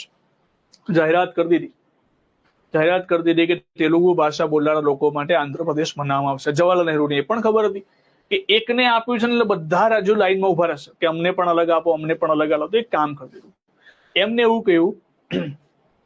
એવું કહી દીધું કે ઠીક છે ભાઈ, આંધ્રપ્રદેશ આપ્યું છે, બીજા રાજ્યો પણ માંગણી કરવામાં આવશે, તો આપણે એક નવું આયોગ બનાવી દઈએ જેનું કામ જ આવશે કે અલગ અલગ ભાગલા કેવી રીતે પાડવા. તો જવાહરલાલ નહેરુના આદેશ ઉપરથી એક નવું આયોગ બનાવવામાં આવ્યું જેનું નામ છે ફઝલ અલી આયોગ, જે બનશે 1953 ની અંદર.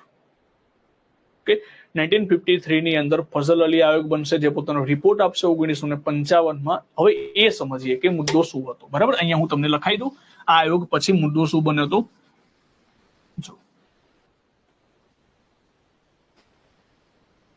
અહીંયા ખાલી સ્ટોરીમાં યાદ રાખવાનું છે, એવું લખવાનું નથી કે લાકડીઓ ઉછેડી હતી કે દાંતરડા ઉછેડ્યા હતા. ખાલી યાદ રાખવાનું છે કે અહીંયા પોટ્ટીશ્રી રામાલુ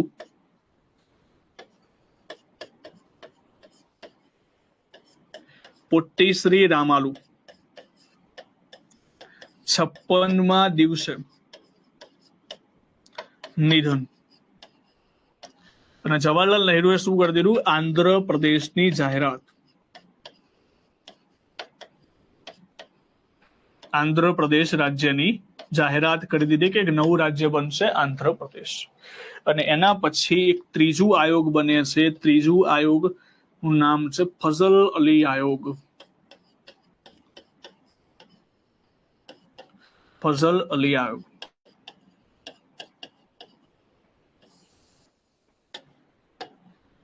ફઝલ અલી આયોગના અધ્યક્ષ પોતે કોણ હતા? તો અધ્યક્ષ પોતે હતા ફઝલ અલી. અધ્યક્ષ પોતે હતા ફઝલ અલી. અને સભ્યોની અંદર હતું, તમારે યાદ રાખવાનું, ફઝલના હૃદયમાં પાણી. તો અહીંયા સભ્યોમાં આવશે હૃદયનાથ. ફઝલના હૃદયમાં હૃદયનાથ કુંજરુ. હૃદયનાથ કુંજરુ. ફઝલના હૃદયમાં પાણી એટલે કે એમ પાણીકર. કે એમ પાણીકર. તો આ થઈ ગયું તમારા 3 સભ્યો. હવે 3 સભ્યોએ પોતાનો રિપોર્ટ શું આપ્યું એ ધ્યાનથી સમજજો. 3 સભ્યોએ રિપોર્ટની અંદર કહી દીધું કે એક ભાષા અથવા તો એક રાજ્ય, એક ભાષાનો અસ્વીકાર. આમને પણ ના પાડી દીધી કે એક રાજ્ય એક ભાષા તો ક્યારેય પણ નહીં બને. પણ આપણે શું ધ્યાનમાં લઈશું? આપણે ધ્યાનમાં લઈશું કે વહીવટી સરળતાને ધ્યાનમાં લઈને આપણે રાજ્ય બનાવીશું. અને આ રિપોર્ટમાં કહેવામાં આવ્યું કે એબીસીડી વાળી જે પેટર્ન હતી, જે જૂની એબીસીડી વાળી પદ્ધતિ રદ કરવામાં આવશે. મેં તમને લખાયું ને જે 29 વસ્તુ હતી અહીંયા, આજે લખાયું આ વસ્તુને શું કરી દેવાની વાત કરી? રદ કરવાની. આ પદ્ધતિ રદ કરીશું. તો જવાહરલાલ નહેરુએ પૂછ્યું કે ભાઈ આ પદ્ધતિ રદ કરશો તો એની જગ્યાએ શું લાવશો? તો એમને કીધું કે કામ કરીએ, આપણે 16 રાજ્ય અને 3 કેન્દ્ર શાસિત પ્રદેશ બનાવીશું. 3 કેન્દ્ર શાસિત પ્રદેશ નું નિર્માણ કરીશું. 3 કેન્દ્ર શાસિત પ્રદેશનું નિર્માણ કરીશું.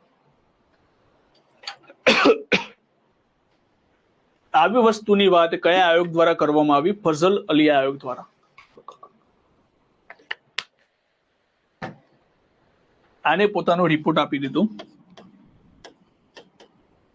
1955. 1955માં રિપોર્ટ આપીને કહી દીધું કે ભાઈ મારી આ વસ્તુ ધ્યાનમાં લેવાની છે. અને આ રિપોર્ટ પછી એક એક્ટ બનાવવામાં આવ્યો જેનું નામ છે રાજ્ય પુનઃગઠન 1956. અને આ રાજ્ય પુનઃગઠન 1956 મુજબ જે ફઝલ અલી આયોગે જાહેરાત કરી હતી 16 રાજ્યો અને 3 કેન્દ્ર શાસિત પ્રદેશ એ સ્વીકારવામાં ના આવી. એની જગ્યાએ શું સ્વીકારવામાં આવ્યું? એની જગ્યાએ સ્વીકારવામાં આવ્યું 14 રાજ્યો અને 6 કેન્દ્ર શાસિત પ્રદેશ. કયો રિપોર્ટ બને તો, કયો આયોગ બને તો, કયો અધિનિયમ બને તો આ રિપોર્ટના ઉપરથી એક અધિનિયમ ઘડવામાં આવ્યો. એ અધિનિયમનું નામ શું છે? તો નામ છે રાજ્ય પુનઃગઠન 1956. રાજ્ય પુનઃગઠન 1956 મુજબ શું કહેવામાં આવ્યું? કહેવામાં આવ્યું કે હવે બનશે 14 રાજ્ય અને 6 કેન્દ્ર શાસિત પ્રદેશ.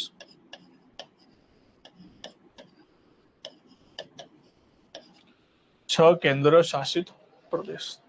14 રાજ્યો તો તમારે યાદ નથી રાખવાના, પણ 6 કેન્દ્ર શાસિત પ્રદેશો કયા કયા હતા જે શરૂઆતમાં બન્યા હતા? તો તમારે યાદ રાખવાનું છે શોર્ટકટ HMT દાલ. HMT દાલ, દાલનો એક પ્રકાર છે, દાળનો એક પ્રકાર છે દાલ, DAL દાલ. જો H ઉપરથી થશે હિમાચલ પ્રદેશ. હિમાચલ પ્રદેશ શરૂઆતમાં કેન્દ્ર શાસિત પ્રદેશ હતું. મ ઉપરથી આવશે મણિપુર. મણિપુર પણ શરૂઆતમાં કેન્દ્ર શાસિત પ્રદેશ હતું. T ઉપરથી આવશે ત્રિપુરા. D ઉપરથી આવશે દિલ્હી, દિલ્હી. A ઉપરથી આવશે અંદમાન નિકોબાર અને લ ઉપરથી આવશે લક્ષદ્વીપ. પહેલા લક્ષદ્વીપ નામ નહોતું, પહેલા અમીરની દેવી મિનિકોય ટાપુ તરીકે ઓળખાતું હતું, પણ અહીંયા યાદ રાખવા માટે હું લક્ષદ્વીપ લખી દઉં છું. તો એ વખતે શરૂઆતમાં 1956 આપણા 6 કેન્દ્ર શાસિત પ્રદેશો હતા. આગળ જતા હિમાચલ પ્રદેશ પણ રાજ્ય બની જશે, મણિપુર પણ રાજ્ય બની જશે, ત્રિપુરા પણ રાજ્ય બની જશે. બરાબર, ચલો ખ્યાલ આવી ગયો આટલી વસ્તુમાં. રાજ્ય પુનઃગઠનની અંદરથી કેટલા આયોગો બન્યા, કયા કયા રિપોર્ટ બન્યા અને છેલ્લે કયો અધિનિયમ ઘડવામાં આવ્યો? રાજ્ય પુનઃગઠન આયોગ 1956 નો અધિનિયમ. ચલો આમાંથી કોઈને ડાઉટ છે કઈ વસ્તુનો? આના રિલેટેડ, હા, બીજું બધું ના પૂછતા તમે.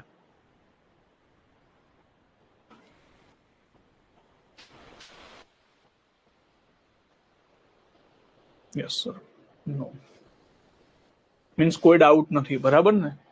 હા, પછી હું આના ક્વેશ્ચન આન્સર છે મારી પાસે, ને તો તમને બધાને આઈડિયા હશે જ કે જેવો ટોપિક પત્યા છે હું તમને ક્વેશ્ચન આન્સર કરાવું છું.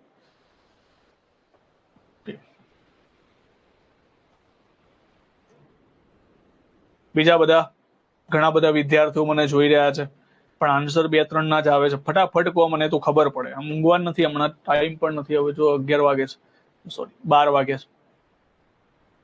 ના ખબર પડી હોય તો મને કહી દેવાનું છે સિન્સિયરલી, પણ આ ટોપિકના રિલેટેડ હું 10 વખત સમજાવીશ, મને કોઈ વાંધો નથી. એકવાર મગજમાં ઘૂસવું જોઈએ બસ. સંયુક્ત ગઠન 1956 સમજાવો. આ પુનઃગઠન હતું ને, એટલે કે આ જે રિપોર્ટ હતો એના આધારિત અધિનિયમ બની ગયો. પૃથ્વીભાઈ એકવાર કોમેન્ટ ખાલી ઉપર કરજો. ઉપર ઉપર ઉપર ઉપર ઉપર ઉપર બસ બસ, જવા દો, નીચે જવા દો. કે મોટો ફકરો આવ્યો છે કંઈક. ઉપર સર, આંધ્રપ્રદેશ ભાષા આધારિત રાજ્ય નથી બન્યું, તો એવું પૂછાય એક્ઝામમાં. તો જો પહેલું તમને પૂછાય કે પ્રથમ ભાષા આધારિત રાજ્ય કયું હતું, તો પહેલો તમારો આન્સર હશે આંધ્રપ્રદેશ. બરાબર, બહુ સિમ્પલ વસ્તુ છે. ઓકે, નીચે રિવિઝન. ઓકે, રિવિઝન હું છેલ્લે બરાબરનું કરાવી દઈશ, તમે ચિંતા ના કરશો. જયારે ક્વેશ્ચન આન્સર કરીશ રિવિઝન બધું એક સાથે કરાવી દઈશ. તમે એવું ના વિચારશો કે મને કઈ યાદ નથી રહેતું, તમને બધું યાદ છે. બરાબર, એક મેન્ટાલિટી અહીંથી પહેલા યાદ રાખજો કે તમને એવું ના બિલકુલ નથી વિચારવાનું. જયારે તમારા આગળ ક્વેશ્ચન આન્સર આવશે ત્યારે તમને ઓટોમેટિકલી દરેક વસ્તુ યાદ રહી જશે. આર્ટિકલ 4 માં બિલકુલ નથી. આર્ટિકલ 4 આપણે પૂરા કરી દીધા. આર્ટિકલ 4 સુધી આપણે પૂરું કરી દીધું. આ એની અંદરનો જ એક ભાગ છે. એટલે આર્ટિકલ 4 નથી આની અંદર. આપણે વાત કરીએ છીએ કે 1950 રાજ્યો કેવી રીતે બન્યા. બરાબર, એની આપણે વાત કરીએ છીએ. આર્ટિકલ 4 માં નથી. એ મિથ ના રાખતા ધ્યાન રાખજો, આ બધું આર્ટિકલ 4 માં નથી. આગળ વધીએ. રિવિઝન હું કરાવી દઈશ, ચિંતા ના કરતા. ચલો, પણ તમે ખાલી એટલું યાદ રાખજો કે મને બધું યાદ રહે છે બસ. હવે જો રાજ્ય પુનઃગઠન આયોગે તો કહી દીધું.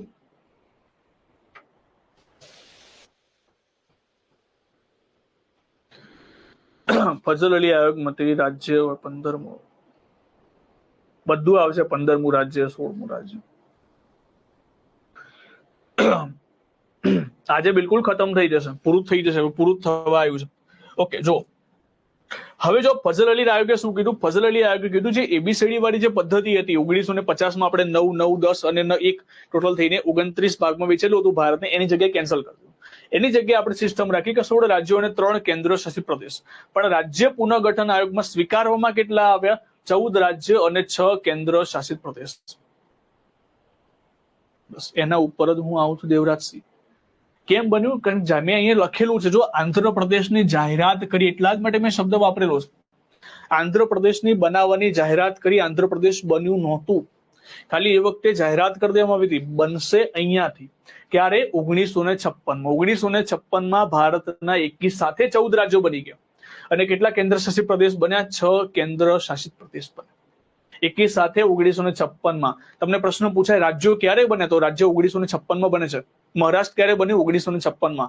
ઓડિશા ક્યારે બન્યું? 1956માં. બિહાર ક્યારે બન્યું? 1956માં. આ બધા જ રાજ્યો 1956માં જ બનેલા છે. બરાબર. એના પહેલા આ બધા એબીસીડી પદ્ધતિનો ભાગ હતા. તો એ પોઈન્ટ પણ તમે યાદ રાખજો. બરાબર.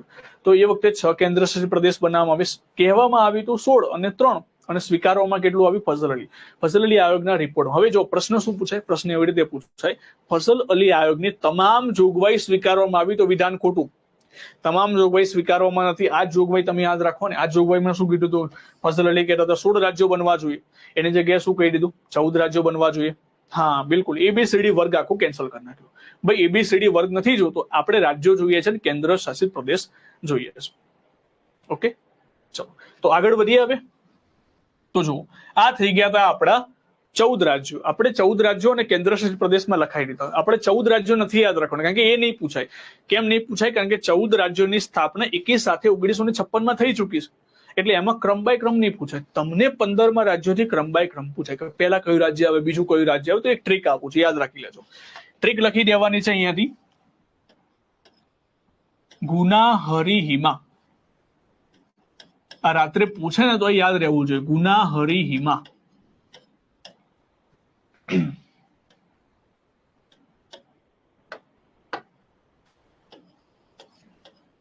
પૂર પુરાલય.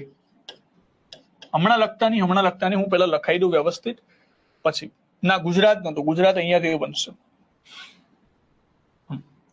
સ્કીમ રમ અરુણવા, છત ઉત્તર જા.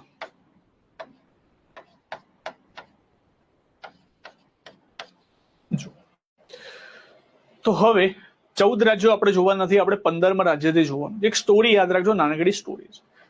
2 વ્યક્તિ કપલ હોય છે, હરી અને હિમા, બંટીન બબલી જેવું કપલ હોય છે. ગુનો કરે છે. શું કરે છે? ગુનો કોણ કરે છે? હરી અને હિમા. બરાબર. આ 2 કપલ થઈ ગયા, બંને ગુનો કરે છે. હવે કોઈ પણ વ્યક્તિ ગુનો કરે ને તો તમારે પૂછવાનું ગુનો કેવી રીતે કરે? પૂરેપૂરા લયમાં આવીને ગુનો કરે. બરાબર. તો એ રીતે છે. ગુનો કરે છે હરી હિમા. કેવી રીતે ગુનો કરે? તો પૂરેપૂરા લયમાં, એટલે પૂરા લયમાં આવીને ગુનો કરે છે. ગુનામાં શું કરી નાખે? કોઈની સ્કીમ કરી નાખે. તો અહીંયા કઈ સ્કીમ શું કરી નાખ્યું? ગુનામાં સ્કીમ કરી નાખી. હવે સ્કીમ કરી નાખી, બરાબર. એક માની લો કે કોઈની લાખ રૂપિયા 2 લાખ રૂપિયાની સ્કીમ કરી નાખી, તો પાર્ટીમાં જશ્ન પણ, એટલે કે ઘરમાં એક જશ્ન પણ બને છે, પાર્ટી પણ બને છે. તો આ જે હરી હિમા હતા, પોતાનો એક પુત્ર હતો જેનું નામ હતું અરુણ. એના માટે કંઈક લઈને આવ્યા. શું લઈને આવ્યા? રમ લઈને આવ્યા. જેવી સંસ્કૃતિ, બરાબર. રમ લઈને આવ્યા. રમ અરુણવા પણ તમે યાદ રાખી શકો છો. રમ કોના માટે લાયા? તો અરુણવા માટે લાયા. અને અરુણવા કહેતા હતા ઘરે. અરુણવા માટે રમ લઈને આવ્યા. પણ એ વખતે અરુણભાઈ છત ઉપર હતા, તો અરુણને પહેલા બોલાવે છે કે છત ઉત્તર જા, પછી આપણે રમબમ તને આપીએ. તો યાદ રાખવા માટે છે. આમ બહુ બધું ટાઈમ લઈને આ વસ્તુ બનાવેલી હતી, પણ તમને યાદ રહી જશે. ફરી એકવાર, ગુના હરી હિમા ગુનો કરે છે. કેવી રીતે ગુનો કરે? પૂરેપૂરા લયમાં આવીને ગુનો કરે છે. શું કરી નાખે? કોઈની સ્કીમ કરી નાખે. સ્કીમ કર્યા પછી રમ અરુણવા, છત ઉત્તર જા. આ થઈ ગયા તમારા 15 થી લઈને 28 રાજ્યોનો ક્રમ. ક્રમ અનુસાર રાજ્યો છે. અહીંયાથી પહેલા યાદ રાખવાનું, અહીંયાથી શું બનશે? અહીંયાથી બનશે ગુજરાત. ગુજરાત એ 15મું રાજ્ય છે. 14 રાજ્ય સુધી છેલ્લામાં છેલ્લું રાજ્ય હતું મહારાષ્ટ્ર. 15માં રાજ્યથી પહેલું રાજ્ય બનશે ગુજરાત. પછી ના ઉપરથી બનશે નાગાલેન્ડ. નાગાલેન્ડની પણ બહુ ગજબ સ્ટોરી છે. જો નાગાલેન્ડ વાળામાં શું હતું કે આસામ અને મ્યાનમારની જે પહાડીઓ હતી ત્યાં નાગા જનજાતિ રહેતી હતી. નાગા જનજાતિને એ વખતે અમેરિકાના જે ખ્રિસ્તીઓ હતા ને, જે ક્રિશ્ચિયનિટીના લોકો હતા, એ લોકોએ ધર્મ પરિવર્તન કરેલું.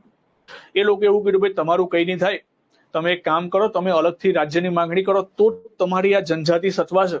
તો એટલું ટૂંકમાં મગજની અંદર બધું ભરી દીધું. કોને? ખ્રિસ્તી ધર્મના લોકોએ, અમેરિકાના ખ્રિસ્તી ધર્મના લોકોએ ઘણા બધા લોકોને ધર્મ પરિવર્તન કરી નાખ્યું.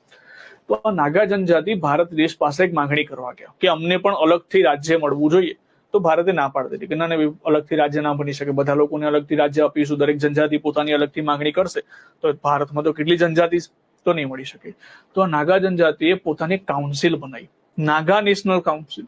અને નાગા નેશનલ કાઉન્સિલ લઈને પહોંચી ગયા યુએનમાં, યુનાઇટેડ નેશનમાં કમ્પ્લેન કરવા માટે કે અમને ભારતમાં, અમે ભારતના છે ને ભારતની અંદરથી આ વસ્તુ પર અમારા ઉપર અત્યાચાર થાય છે. હવે તમે વિચાર કરો, ઘરનો ઝઘડો તમે બહાર આપો એટલે શું થાય? ભારત દેશની આંતરરાષ્ટ્રીય ક્ષેત્રે બદનામી થાય. તો એટલા માટે દરેક વસ્તુ ઉપર વિચાર કરીને આપણે શું કરી દીધું? નાગાલેન્ડ આપી દીધું. ઠીક છે, તમારે નાગા જનજાતિ માટે નાગાલેન્ડ જોઈએ છે તો નાગાલેન્ડ આપી દઈએ. તો દરેકની અલગ અલગ સ્ટોરી છે. આપણે સ્ટોરી કહેવા નથી બેસવાનું, પણ અહીંયાથી ખાલી યાદ રાખો, અહીંયાથી બનશે હરિયાણા, હિમાચલ પ્રદેશ, હિમાચલ પ્રદેશ. એ વખતે પંજાબ હતું, તો પંજાબમાંથી અલગ અલગ 4 રાજ્યો નીકળ્યા હતા. પંજાબમાંથી હરિયાણા નીકળી ગયું. હરિયાણા જે હિન્દી ભાષા બોલનારા લોકો માટે હરિયાણા કરી દીધું, પંજાબી માટે પંજાબ કરી દીધું, પહાડી જે વિસ્તાર હતો એના માટે હિમાચલ પ્રદેશ કરી દીધું. એની અંદર એક આંદોલન થયું હતું પંજાબમાં. એમાં ખાસ કરીને માસ્ટર તારાસિંહ, બરાબર, ગદરવાળા, બરાબર, એ નહીં, ખાલી નામ છે માસ્ટર તારાસિંહ. આ માસ્ટર તારાસિંહનો બહુ મોટો ફાળો હતો, જેમાં પંજાબનું આખું પુનર્ગઠન થયું હતું 1966માં. હા, લખવાનું છે. જો પૂર ઉપરથી તમારે યાદ રાખવાનું મણિપુર, મણિપુર. પૂરા ઉપરથી યાદ રાખવાનું છે ત્રિપુરા. આ બધું પૂછાય એવું છે, ક્રમ પૂછાશે એટલે યાદ રાખજો. લય ઉપરથી યાદ રાખવાનું છે મેઘાલય, મેઘાલય. સ્કીમ ઉપરથી યાદ રાખવાનું છે 22મું રાજ્ય આપણું બને તો સિક્કિમ. રમ ઉપરથી યાદ રાખવાનું છે રમ ભૂલાય ગમ, મિઝોરમ. અરુણ ઉપરથી તમને ખબર પડી જાય અરુણાચલ પ્રદેશ. અને વા ઉપરથી આવશે ગોવા. છદ ઉપરથી આવશે છત્તીસગઢ. ઉત્તર ઉપરથી આવશે ઉત્તરાખંડ. ક્રમ લખવો છે તો ક્રમ લખી દઉં, કઈ વાંધો નહીં. ઉત્તરાખંડ. અને જા ઉપરથી આવશે ઝારખંડ. કઈ વાંધો નહીં, હું ક્રમ લખી દઉં. ચાલો, આ બનશે 15મું રાજ્ય. 16, 17, 18, 19. પણ હું તમને ક્રમ યાદ રાખવાની ના પાડું છું, તમે ટ્રીક જ યાદ રાખજો. 21, આ 22, આ થઈ ગયું 23, 24, 25, 26, 27 અને 28. સાહેબ 28 જ થયા. 29 હશે ને, કારણ કે શરૂઆતમાં તો જમ્મુ કાશ્મીર હતું 14 રાજ્યોમાંથી, તો 29મું આવશે તેલંગાણા. એ યાદ રાખજો, ખાલી છેલ્લું રાજ્ય બન્યું. બરાબર, હા, ગોવા. છેલ્લું રાજ્ય બન્યું હતું તેલંગાણા.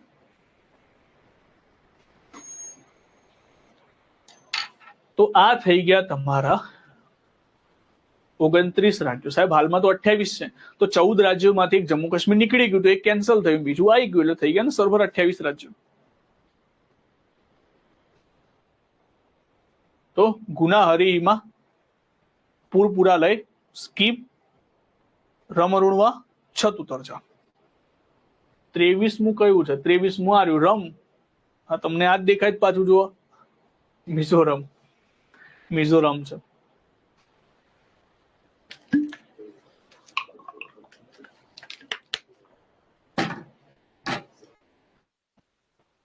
હવે આના ઉપરથી ક્વેશ્ચન કેવી રીતે પૂછાય એ હું તમને સમજાવી દઉં. બરાબર, તમને પ્રશ્ન પૂછાય કે યોગ્ય ક્રમ અનુસાર તમારે જોડવાના છે. જેમ કે યોગ્ય સ્થાપના ક્રમ મુજબ. પહેલા કયું રાજ્ય આવે, બીજું કયું રાજ્ય આવે, એ તમારે મને કહેવાનું છે. અરે બાપરે, યર નથી લખવા, ગાંડા થઈ જશો તમે. આ બધાના વર્ષ લખવા જશો, ક્યાં મેર પડવાનું છે. બહુ બધું ભણવાનું છે બંધારણમાં, પીએચડી નથી કરવી આપણે.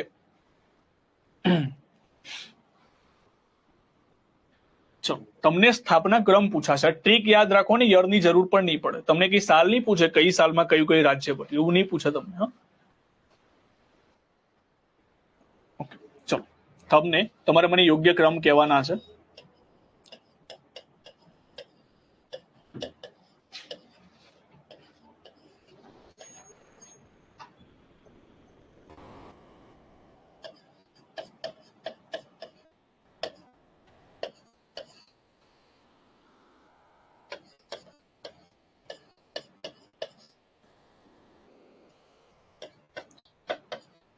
ચલો, આમાંથી તમારે મને ક્રમ મુજબ ગોઠવવાના છે કે પહેલા કયું આવશે. આમાં 1 2 3 4 નંબર આપેલા છે. પહેલામાં ઉત્તર પ્રદેશ છે, બીજામાં મણિપુર છે, ત્રીજામાં ગુજરાત છે અને ચોથામાં હરિયાણા છે. તો તમારે મને ક્રમ લખવાના આવી રીતે 2 3 5 2 3 4 1 જે આવે, બરાબર કે 1 2 3 4 2 4 3 1. શું સાચો આન્સર આવશે મને કહો. તમારી જે પ્રમાણેની બુદ્ધિ હોય તે પ્રમાણે મને કહો. દેવિકાબેન, ચલો 4 3 4 2. રવિભાઈ ચાવડા 1 3 4 2. ઓકે, હવે આમાં છે ને ઘણા બધા ગોટાળા ચડી ગયા. કેમ ખબર છે? કારણ કે સાહેબ અહીંયા શોધતા હશે આ 3 રાજ્યો તો અમને ખબર પડી ગઈ કે પહેલા ગુના હરિહિમા આવે, એટલે પહેલા ગુના હરિહિમા, બરાબર. 3 અને 4 પહેલું આવવું જોઈએ. પણ તમે એક વસ્તુ વિચાર કરો, મેં તમને શું કહ્યું કે આગળ 14 રાજ્યો બની ચુક્યા છે. આ બધા કયા રાજ્યો છે? આ બધા 15 પછીના રાજ્યો છે. તો આગળના 14 રાજ્યો યાદ નથી રખાયા. એનો મતલબ શું છે કે આટલા રાજ્યો યાદ રહી ગયા, આમાંથી કોઈ નામ ના હોય તો એ બધા 14 રાજ્યોમાં જ આવી જશે. એટલે ઉત્તર પ્રદેશની સ્થાપના 1956માં થઈ ચૂકી છે, સમજ્યા? તો પહેલા તમારે 14 રાજ્યો વાળું જ લેવાનું છે, એના પછી તમારે અહીંયા બરાબર ગોઠવવાનું છે. તો પહેલો તો 1 નંબર જ આવશે. હવે અહીંયા ઉત્તર પ્રદેશની જગ્યાએ આસામ લખી દે તો એ જ આવે, બરાબર. પછી તમારી ટ્રીક વાપરવાની છે કે બીજું કયું આવશે, તો ગુના હરિહિમા તો ગુજરાત, પછી હરિયાણા, પછી આવશે મણિપુર. તો 1 3 4 2 એવું કંઈક સેટ થાય. 4 ક્યાંથી? હર્ષભાઈ બિલકુલ રોંગ છે. 4 ક્યાંથી લઈને આવ્યા? હરિયાણા. ટ્રીક તો લખેલી છે. ગુના હરિહિમા પહેલા ગુજરાત આવશે, નાગાલેન્ડ આવશે, હરિયાણા આવશે, હિમાચલ પ્રદેશ. હરિયાણા પહેલા ગુજરાત આવે છે. ચલો, આ વસ્તુનો ખ્યાલ આવ્યો. આ વસ્તુ સમજવી ખૂબ જરૂરી હતી. એકવાર કદાચ પરીક્ષામાં પૂછાઈ ગયો છે આ ટાઈપનો ક્વેશ્ચન. તો આગળના 14 રાજ્યો એટલા માટે મેં નથી યાદ રખાયા કે સાથે સ્થાપના થઈ ગઈ છે, તો એ પહેલા જ આવવાના છે. એના પછીનું જે આવશે એ આ ટ્રીક પ્રમાણે હશે.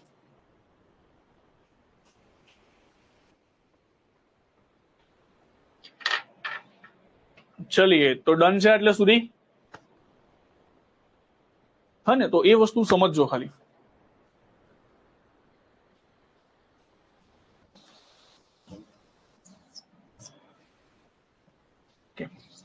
તો અહીંયાથી આપણે બંધારણનો ભાગ 1 કમ્પ્લીટ કરીએ છીએ, જેની અંદર 1 થી 4 આર્ટિકલ જોયા અને ઘણું ડિટેલ્સમાં આપણે ચર્ચા કરી, બરાબર.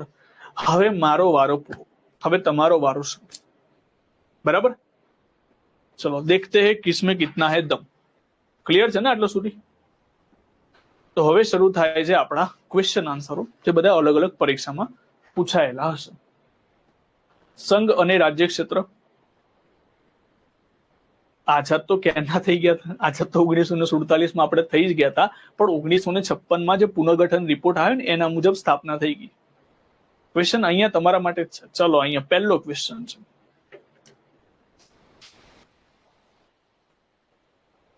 પહેલો ક્વેશ્ચન સાવ આમ પપ્પુ જેવો ક્વેશ્ચન પૂછ્યો છે ડીવાયએસઓની અંદર. 2023નું પેપર હતું. ઇન્ડિયા અર્થાત ભારત. આવો ક્વેશ્ચન પૂછાય નહીં, પણ પૂછાઈ ગયું. તમારા મેં પૂછાશે, આ વાત પૂછાશે, બરાબર. તો ચકેડું દોડ દેવાનું. ચકેડું યાદ રહી જવું જોઈએ તમને. જો ચકેડું ફરી દોડ દઉં છું, ના ખબર પડે તો ચકેડું ના દોડ દેવાનું, એટલે ખબર પડી. આમ તો તમને ચકેડું દોરવાની જરૂર ના પડે, પણ કદાચ તમે કન્ફ્યુઝ થાવ બીજા કોઈ આર્ટિકલોની અંદર, તો ચકેડું દોરીને લખી દેવાનું. આ આર્ટિકલ 1. અંદર ઘૂસ મારવી છે, આર્ટિકલ 2. આ બહાર અંદર અંદર રમવું છે, આર્ટિકલ 3. બહાર નીકળવું છે, આર્ટિકલ 368. આ બેમાં પરિવર્તન કરવું છે તો અનુસૂચિ 1 અને 4 માં પણ પરિવર્તન થશે. બસ. તો આની અંદર રાઈટ આન્સર શું આવે? રાઈટ આન્સર આવશે આર્ટિકલ 1 ઇન્ડિયા અર્થાત ભારત. બરાબર.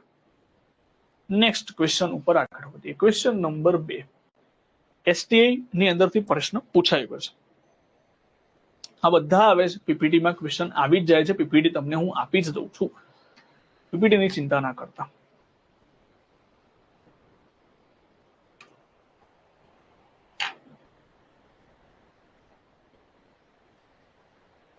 ચલો આમાં શું આન્સર આવશે?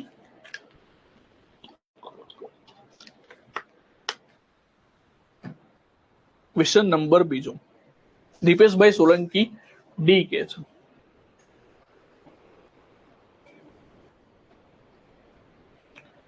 ઘણા બધા ડી કે છે, ઘણા બધા બી કે છે. હવે ડી વાળા કેમ કે છે એ મને ખબર નથી પડતી. જો હવે જો પહેલું વિધાન શું લખેલું છે કે રાજ્યનું નામ, વિસ્તાર, સીમા પરિવર્તન અનુચ્છેદ 3 હેઠળનું વિધેયક માત્ર રાજ્યસભામાં લાવી શકે? ના સાહેબ, આગળ પણ મેં લખાયું બંને ગૃહમાં લાવી શકે. ટૂંકમાં પહેલું વિધાન તો તમને ખબર પડી કે પહેલું તો બિલકુલ હળહળ ખોટું છે.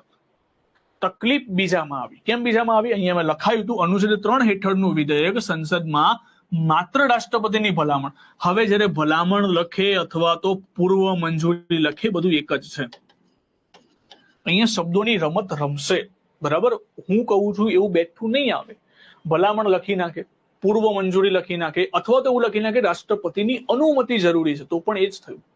ટૂંકમાં આવું વિધેયક રજૂ કરતા પહેલા રાષ્ટ્રપતિની ભલામણ જરૂરી છે, અનુમતિ જરૂરી છે, પૂર્વ મંજૂરી જરૂરી. તો પહેલું સ્ટેપ જ એ હતું. એનાથી તો બિલ આગળ વધ્યું. જો રાષ્ટ્રપતિની ભલામણ નહીં લે તો રાષ્ટ્રપતિ વિધાનસભાને પૂછવા ગયા હતા ને, તો આ બીજું વિધાન કેવું છે? બીજું વિધાન સાચું છે, કેમ ખોટું છે? તો આનો આન્સર શું આવે? આન્સર આવે બી. સત્ય શોધવાના કીધેલા હતા.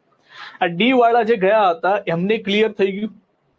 મને કદાચ ખબર હશે, મને આઈડિયા છે કે તમે ડી ઉપર કેમ ગયા હતા, કે તમે એક માઇન્ડસેટ થી વિચાર, સાહેબ તમે તો પૂર્વ મંજૂરી લખાવી, તો અહીં તો ભલામણ આપેલી, ખોટું છે આ તો. પણ એવું નહીં, થોડું વિચારવું પડશે, કારણ કે હું જે બોલું છું એવા શબ્દો ના પણ હોય, એ શબ્દોની રમત રમશે, ફેરવશે તમને બરાબર. પણ તમારે થોડું માઇન્ડ ખુલ્લું રાખીને આ બધા શબ્દોને યાદ રાખવા પડશે. પકડી નથી રાખવાનું કોઈ વસ્તુ. Go with flow. ચલો આગળ વધીએ.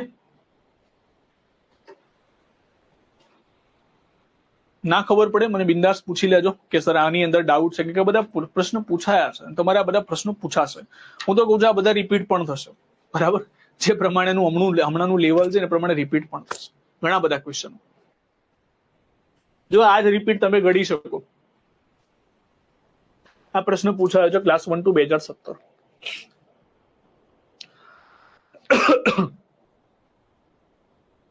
ઓકે ચલો, તો શું આન્સર આવશે? ઇન્ડિયા અર્થાત ભારત. ચલો તમે મને એ કહો કે આ વસ્તુ ક્યાં જોવા મળી તમને? આ વસ્તુ ક્યાં જોવા મળી છે? પહેલો જે ઓપ્શન આપેલો છે ક્યાં જોવા મળે છે? કયા આર્ટિકલમાં જોવા મળે છે?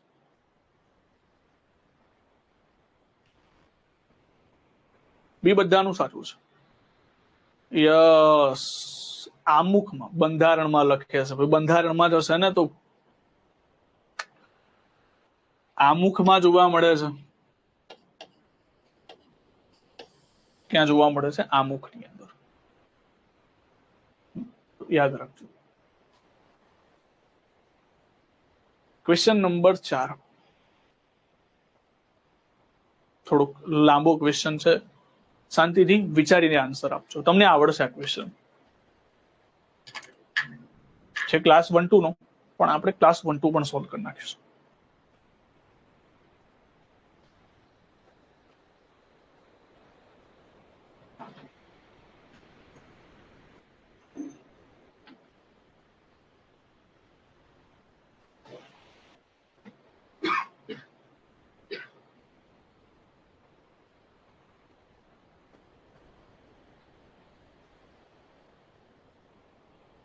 જો અહીંયા એક વસ્તુનો ડાઉટ હોય તો અહીંયા કહી દઉં. જો સંઘ પ્રદેશનો મતલબ શું થાય? સંઘ પ્રદેશનો મતલબ થાય કેન્દ્ર શાસિત પ્રદેશ. કે તમને અહીંયાથી હું સોલ્વ કરાવી દઉં છું. હવે મને કહો. Yes, very good, very good, very good. ચલો હવે ક્લિયર છે સાહેબ. બધાના આન્સર સાચા છે, જેના મેં જોયા છે બધાના સાચા છે, અમુકના ખોટા આયા છે, બાકી જનરલી બધા બી ઉપર ગયા છે. Very good. આન્સર શું આવે? 1, 2 અને 3 બિલકુલ રાઈટ આન્સર છે.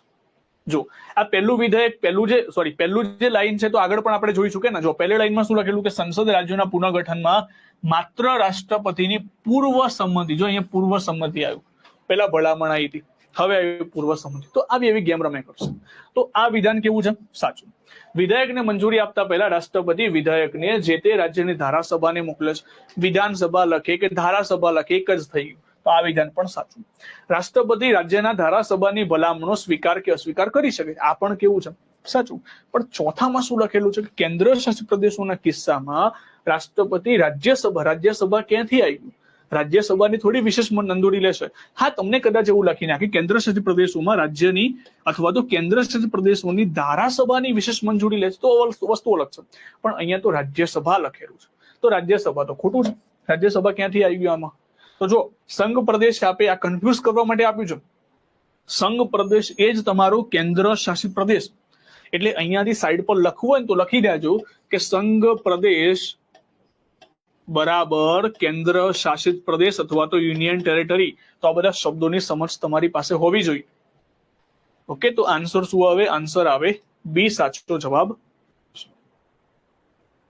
જનરલી બધાનું સાચું વિધાન છે.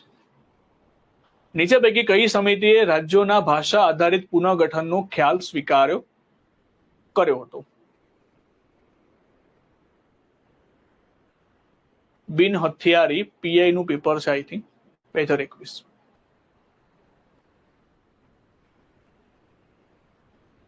કોને અસ્વીકાર કર્યો હતો?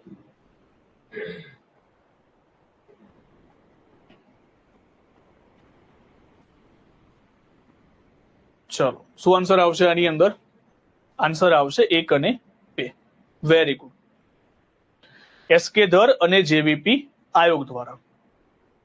હવે કોઈને ક્વેશ્ચન થાય કે સાહેબ તમે તો એવું લખાયું છે કે ભાષા આધારિત રાજ્યનો અસ્વીકાર તો ફઝલેલી આયોગે પણ કર્યો, પણ મેં લખાયું છે, ધ્યાનથી સમજજો, મેં લખાયું છે એક રાજ્ય એક ભાષાનો અસ્વીકાર કરેલો છે. અહીંયા ફરીથી એકવાર તમે ધ્યાનથી વાંચશો તો એક રાજ્યમાં એક જ ભાષા બોલાશે એ વસ્તુનો અસ્વીકાર કર્યો છે. પણ જે રાજ્યોની અંદરથી ભાષા બોલાતી હશે એમને ત્યાં અલગ રાજ્યો આપવાની વાત કરશે.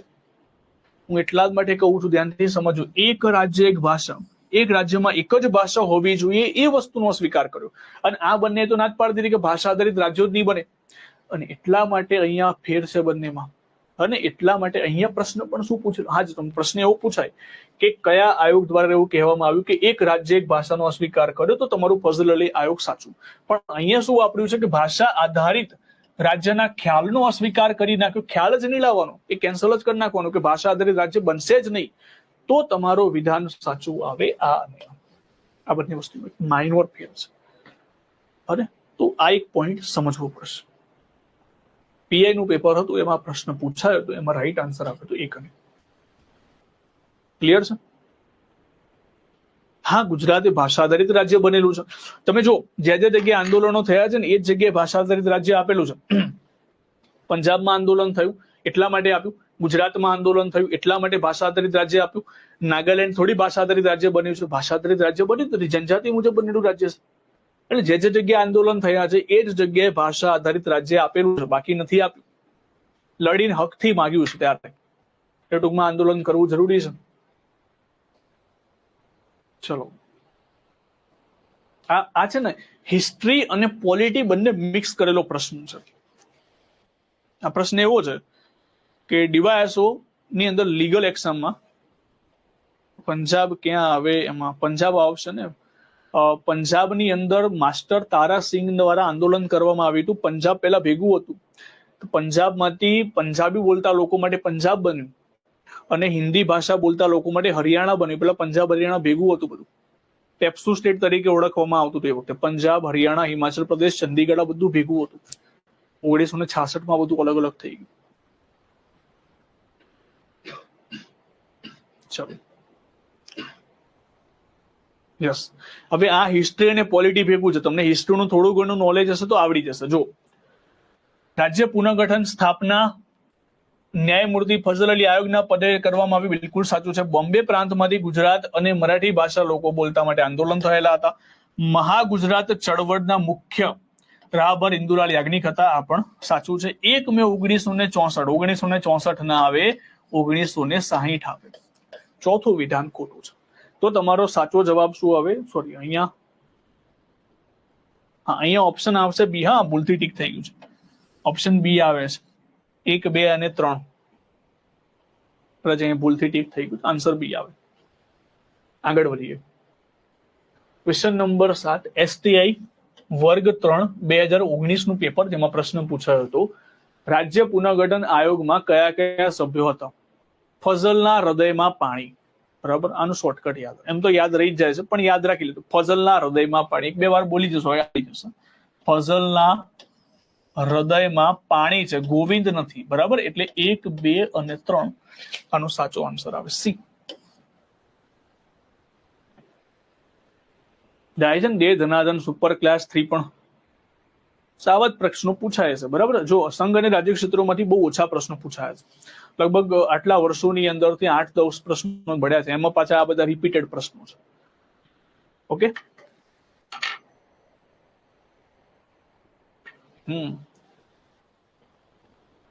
હા, ગોવિંદ વલ્લભ પંત જે સાગર છે, સાગર નથી ભાઈ, શું છે પેલું, ડેમ છે ને, ડેમ છે.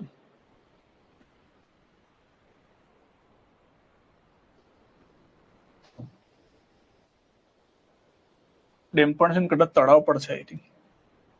સરોવર છે ને, હા સરોવર, સાગર નથી. હવે સરોવર વસ્તુઓ લગાવે, સાગર વસ્તુઓ લગાવે. સાગર એટલે દરિયો થાય. ચલો, હા, જો બરાબર. તો અહીંયાથી આપણે પહેલો ભાગ પૂરો કર્યો. હવે બીજા ભાગ ઉપર આગળ વધીએ. ટાઈમ છે એટલે બીજા ભાગની આપણે ચર્ચા કરી લઈએ. બરાબર, બસ જીઓગ્રાફી તમે પાછા છે ને, આમાં કેવું છે કે પાછું જીઓગ્રાફી મને ખબર ઓછી પડે, એટલે આમને દે ધનાધન તમે લખ કરશો, હું તમારી વાત સાચી જ માની લઈશું. હા, હું આજે જ ચાલુ કરું છું, નાગરિકતા વિશે આવું છું. ચાર્ટર્ડ એક્ટ લાસ્ટમાં કરાવીશ, છેલ્લે કરીશું આપણે ચાર્ટર્ડ એક્ટ.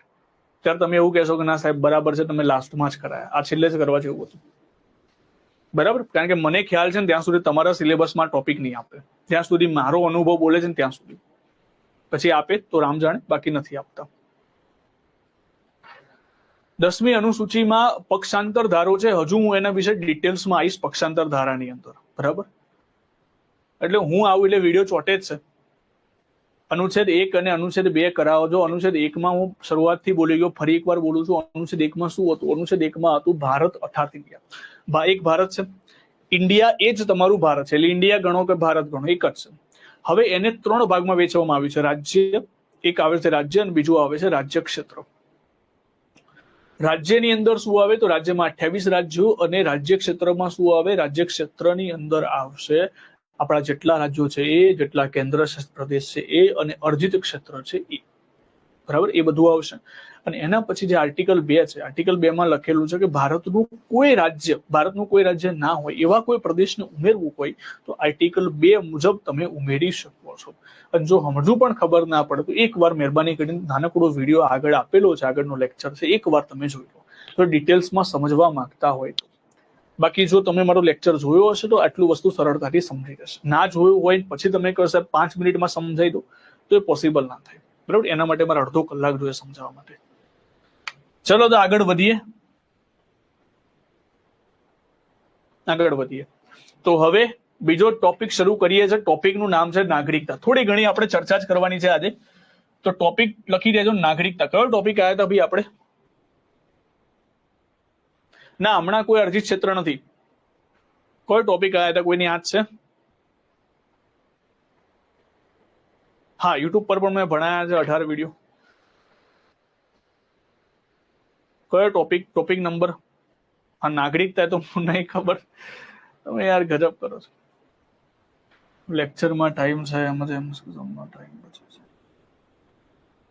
બિલકુલ, છઠ્ઠો ટોપિક. ઓકે, 5 થી 11. ટોપિક 6 ભાગ 2. ઓકે, ચલો ટોપિક 6 આવ્યા હતા આપણે ટોપિક મેં સિલેબસ તમારે લખાયો છે ને, એમાં ટોપિક તમારે જોઈ લેવાનો, બરાબર. હું તમારા ભરોસે લખું છું ટોપિક 6. ટોપિક 6 નું નામ લખજો નાગરિકતા. નાગરિકતા. હવે આ છે ને નાગરિકતા બહુ મોટો મુદ્દો હતો એ વખતે. જો હવે મુદ્દામાં શું થયું એ ત્યાંથી સમજો. નાનકડી સ્ટોરી છે. નાગરિકતાનો મુદ્દો એ વખતે ભારતમાં ચાલતો. તો જયારે બંધારણ સભાની બેઠકો હતી ને, તો નાગરિકતાનો મુદ્દામાં બધા બહુ કન્ફ્યુઝ હતા. આને સૌથી વધારે સમય લાગેલો હતો નાગરિકતાના મુદ્દાની અંદર. જો નાગરિકતાનો સૌથી મોટો મુદ્દો કેમ હતો? કેમ કે ભારતમાં કેવા લોકો હતા તમે વિચાર કરો. ભારતમાં એવા લોકો હતા જે પહેલાથી ભારતમાં રહેતા હતા, આ એક પ્રકારના લોકો. બીજા લોકો એવા હતા જે ભારતથી પાકિસ્તાન જતા રહેતા, એવા લોકો હતા. ઘણા એવા લોકો હતા જેને પાકિસ્તાનથી ભારતમાં આવવું હતું. ઘણા એવા લોકો હતા જે વર્ષો પહેલા ભારત છોડીને વિદેશમાં જતા રહેતા, પણ હવે ભારત આઝાદ થઈ ગયું એટલે પાછું આવું હતું. અને ઘણા અંગ્રેજો હતા. આ બધા જ લોકોની નાગરિકતાને આપણે ધ્યાનમાં લેવાની હતી. બધા લોકોને નાગરિકતા આપવી હોય તો કેવી રીતે આપીશું? તો બધા જ લોકોની માંગણીઓને ધ્યાનમાં રાખીને આપણે એક ચેપ્ટર બનાવ્યું છે જેનું નામ છે નાગરિકતા. અને આ જ નાગરિકતા અત્યારે હાલની અંદર આ પ્રમાણે તમને નાગરિકતા નહીં મળે. જે આર્ટિકલ 5 થી 11 તમને જે નાગરિકતા જોવા મળે છે, આ નાગરિકતા અત્યારે હાલમાં નથી. આ નાગરિકતા ક્યારે હતી? 1950 ની સ્થિતિમાં નાગરિકતા હતી. એટલે કે 1950 ની સ્થિતિમાં જો કોઈને ભારતની નાગરિકતા જોતી હોય તો આ 5 થી 11 આર્ટિકલ પ્રમાણે મળી જતી હતી. પણ હવે મેળવી હોય તો સાહેબ હવે આ રીતે નથી મળતી. હવે અલગ અલગ પેટર્નથી મળે, જન્મ આધારિત, વંશ આધારિત. તો એવું ગણી શકાય કે આ જે ભાગ છે ને જૂનો થઈ ગયો છે. એટલે એ વખત અસ્તિત્વમાં હતો, અત્યારે અસ્તિત્વમાં નથી. અત્યારે જન્મ આધારિત, નોંધણી આધારિત, વંશ આધારિત આ બધી અલગ અલગ રીતોથી મળે છે. પણ આ જે વખતે બનાવવામાં આવ્યું હતું 5 થી 11 એ તે વખતની સ્થિતિમાં હતું. હવે મેં વખતે તમને બંધારણ સભા ભણાવી હતું ને ત્યારે એ વખતે પણ મેં ચર્ચા કરી હતી. ઘણી બધી વસ્તુ એવી હતી જે બંધારણ અમલમાં આયા પહેલા લાગુ કરી દેવામાં આવી હતી. એની અંદર આ વસ્તુ હતી નાગરિકતા. એટલે સૌથી પહેલા લખીશું કે નાગરિકતા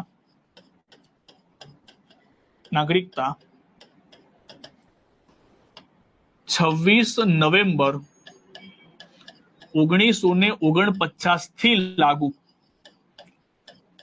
એટલે કે જ્યારે આપણું બંધારણ બનીને તૈયાર થયું ને ત્યારથી જ લાગુ કરી દેવામાં આવી હતી. નાગરિકતા કયા દેશમાંથી લેવામાં આવી? તો નાગરિકતા બ્રિટનમાંથી લેવામાં આવી છે. કયો દેશ આવશે? બ્રિટન. કેમ બ્રિટનની અંદરથી?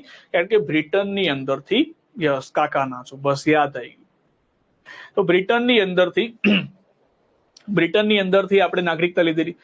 તો બ્રિટનમાંથી નાગરિકતા લીધેલી છે, અમેરિકામાંથી કેમ નહીં? કારણ કે અમેરિકામાં બેવડી નાગરિકતા છે. માની લો કે અમેરિકા વાળી જો નાગરિકતા હોય તો આપણે શું કહેવું પડે ખબર છે? આપણે કહીએ આપણે ગુજરાતના નાગરિક છે. ગુજરાતના નાગરિક પછી આવે ભારતના નાગરિક. પણ આપણે ભારતમાં એવું નથી બોલતા. આપણે કહીએ છીએ અમે બધા ભારતીય નાગરિક છે. કેમ? કેમ કે ભારત દેશમાં એકલ નાગરિકતા છે. એટલે નાગરિકતાનો કોન્સેપ્ટ આપણે લીધેલો છે બ્રિટનની અંદરથી. બીજી વસ્તુ, તમને ડિટેલ્સમાં જાય તો પ્રશ્ન પૂછાય કે નાગરિકતા કઈ યાદીનો વિષય છે? કઈ યાદીનો વિષય છે? તો યાદી છે કેન્દ્ર યાદી. કેન્દ્ર યાદીનો વિષય. કેન્દ્ર યાદીનો વિષય છે એનો મતલબ આના માટે કાયદા કોણ બનાવશે? કાયદા બનાવશે સંસદ. અહીંયા રાજ્યને કાયદા બનાવવાની પરવાનગી નથી. હવે અહીંયાથી તમારે પાસે ડિટેલ્સમાં જઈને ક્વેશ્ચન શું પૂછાય કે નાગરિકતા એક કેન્દ્રીયકરણનું ઉદાહરણ છે. કેન્દ્રીયકરણનો મતલબ શું હોય? કેન્દ્ર પાસે પાવર વધારે તો આપણે કહેવાય કેન્દ્રીયકરણ.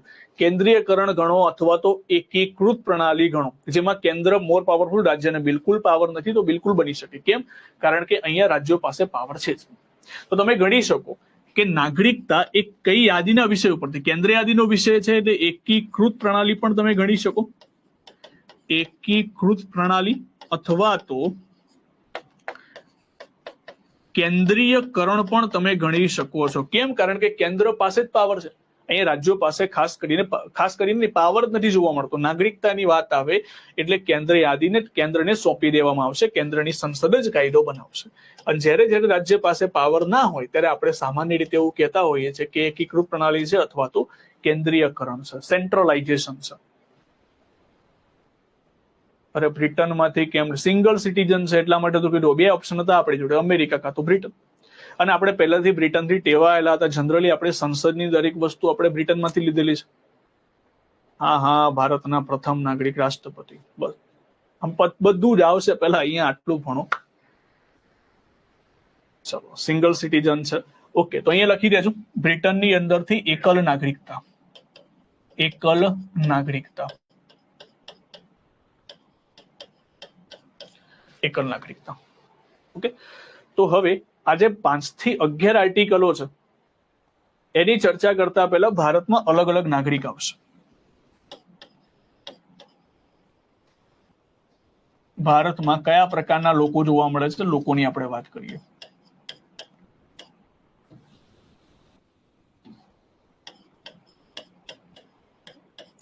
લોકો જે ભારતમાં નિવાસ કરતા હોય, ભારતના નિવાસી. તો એમાં 2 પ્રકારના લોકો હોય. એક ભારતના નાગરિક, એક હશે ભારતના નાગરિક અને બીજા હશે વિદેશી નાગરિક. વિદેશીની અંદર પણ 2 પ્રકારના આવે, શત્રુ દેશના અને બીજા આવે મિત્ર દેશના.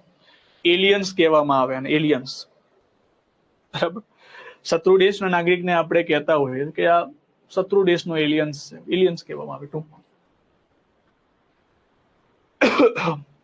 હર્ષભાઈ પૂછે મને કેવી રીતે યાદ રહે? અમારું કામ જ આ છે. વર્ષોથી આ ભણાઈએ છે એટલે ના યાદ હોય તો યાદ રહી જતું હોય.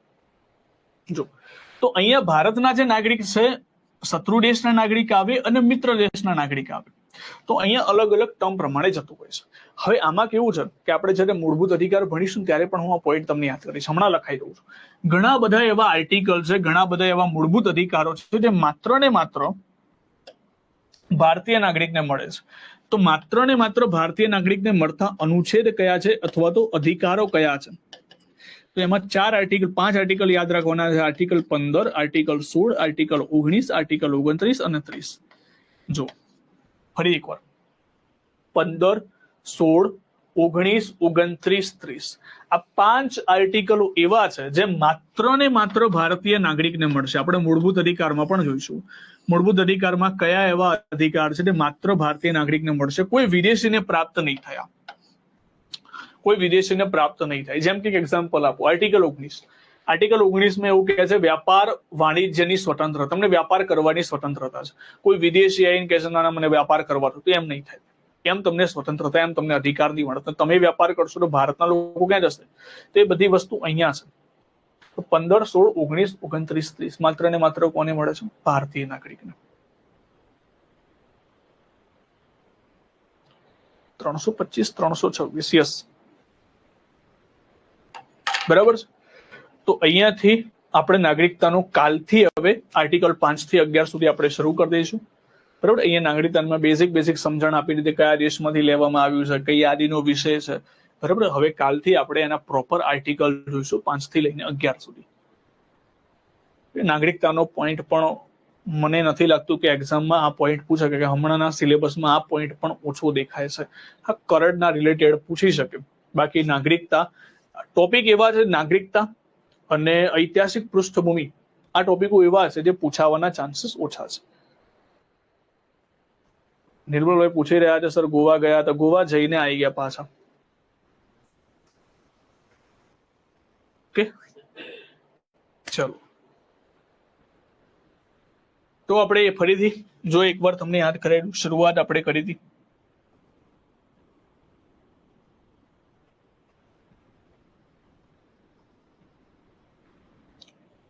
શરૂઆત કરી હતી આર્ટિકલ 3 થી. ને પુના પેક્ટ ઇતિહાસમાં આવશે. પુના પેક્ટ ઇતિહાસમાં આવશે, એ બધું સર સમજાવશે. આપણે બંધારણ ભણવાનું છે. પુના કરાર જેને કહે છે સર સમજાવી દેશે પૂરેપૂરું ડિટેલ્સમાં. બિલકુલ કરાય, જો તમારી જોડે સમય હોય બિલકુલ કરાય, કેમ ના કરાય. તો જો આર્ટિકલ 3 થી આપણે વાત કરી હતી કે સંસદ જોડે પાવર છે રાજ્યોના નામ, સીમા અને પરિવર્તન કરવાનું. સૌથી પહેલા બિલ રાષ્ટ્રપતિની પૂર્વ મંજૂરી, પછી સંસદમાં રાષ્ટ્રપતિની પૂર્વ મંજૂરી, પછી વિધાનસભામાં મોકલવામાં આવશે. વિધાનસભામાં હા કાં તો ના, એના પછી સંસદના બંને ગૃહમાંથી પસાર કરવામાં આવશે. અને સાદી બહુમતીથી પસાર થઈ જાય તો પછી ના. હવે જો આની ટેસ્ટ ભાગ 1 ની આવતીકાલે હશે અને પાર્ટ 1 ની ટેસ્ટ આવતીકાલે હશે. સ્વતંત્રતા 5 પ્રકારની છે, પણ મૂળભૂત અધિકારમાં આવે તો 6 પ્રકારની થઈ જશે. કાલે કાં તો પછી આજે.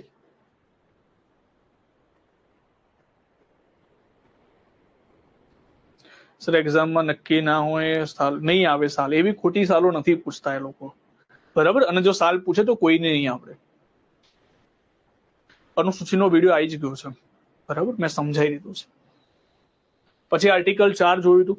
એના પછી 1950 ભારતની સ્થિતિ કંઈક આવી હતી. ABCD 4 પ્રકારના રચના થઈ હતી. એના પછી 3 અલગ અલગ આયોગો આવે છે. 3 અલગ અલગ આયોગોના પોતાના રિપોર્ટ આવે છે. એ રિપોર્ટ પછી મેં આખી ટ્રેક બનાવીને તમને સમજાવી દીધી. પછી નાગરિકતા વિશે બેઝિક માહિતી આપી દીધી. મારા વિષયમાં પૂરા માર્ક્સ લાવવા માટે હું જેટલું કરાવું છું એટલું કરો. બસ સિમ્પલ ફોર્મ્યુલા છે. ક્લાસની સાથે સાથે ચાલતા રહો. જ્યારે આજનો લેક્ચર પૂરો થયો, અડધો પોણો કલાક ફ્રેશ થઈને પાછું આ વસ્તુનું રીડિંગ કરી નાખો.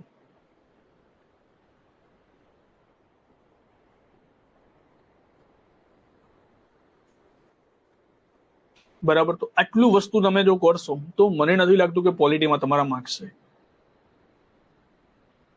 રેકોર્ડેડ વિડીયો હશે મહેશભાઈ, હશે, બિલકુલ હશે, કેમ નહીં હોય, ભણાયું છે મેં. એટલે અનુસૂચિનો અલગથી વિડીયો નહીં હોય, એમાં વિદેશી સ્ત્રોતો જે ભણાયો છે એની અંદર જ હશે. ઓકે, ચલો. તો બીજો કોઈ ક્વેશ્ચન મને આઈ થિંક લાગતો નથી હવે. હા,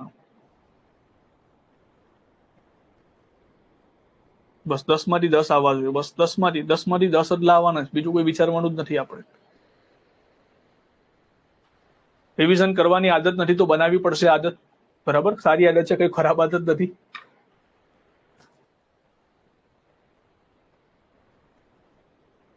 PSI માં મેં તમને કીધું ક્લાસ 1, 2 માં કાપી છે. તમે PSI ની ક્યાં વાત કરો છો? હું તમને UPSC ના ક્વેશ્ચન સોલ્વ કરો, તમે PSI માં પડ્યા છો યાર. તમે આ લેવલ જોઈને ખબર નથી પડતી તમને કે તમે બધા કેવા ક્વેશ્ચનનો સોલ્વ કરો છો.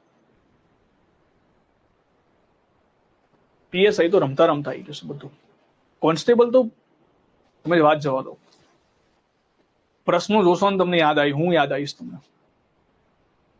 સાહેબે આવું બહુ બોલ્યા હતા, પણ રિવિઝન થયું તો પણ તો એવું લાગશે કે આ તો ભણાવ્યું જ નહીં સાહેબે.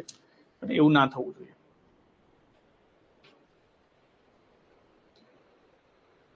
બરાબર. તો અહીંયા સુધી આપણે રાખીએ છીએ, અહીંયા સુધી આપણે કમ્પ્લીટ કરીએ છીએ. તો આવતીકાલે ફરી લેક્ચરમાં મળીશું. એના પહેલા આ બધું રિવિઝન કરીને આવવાનું છે. નાગરિકતા વિશે થોડું વાંચીને આવજો તો વધારે મજા આવશે. ઓકે, ચલો. તો લેટ્સ હવે એન્ડ કરીએ છીએ લેક્ચરનો. આવતીકાલે ફરી મળીશું. Tata, bye bye, take care.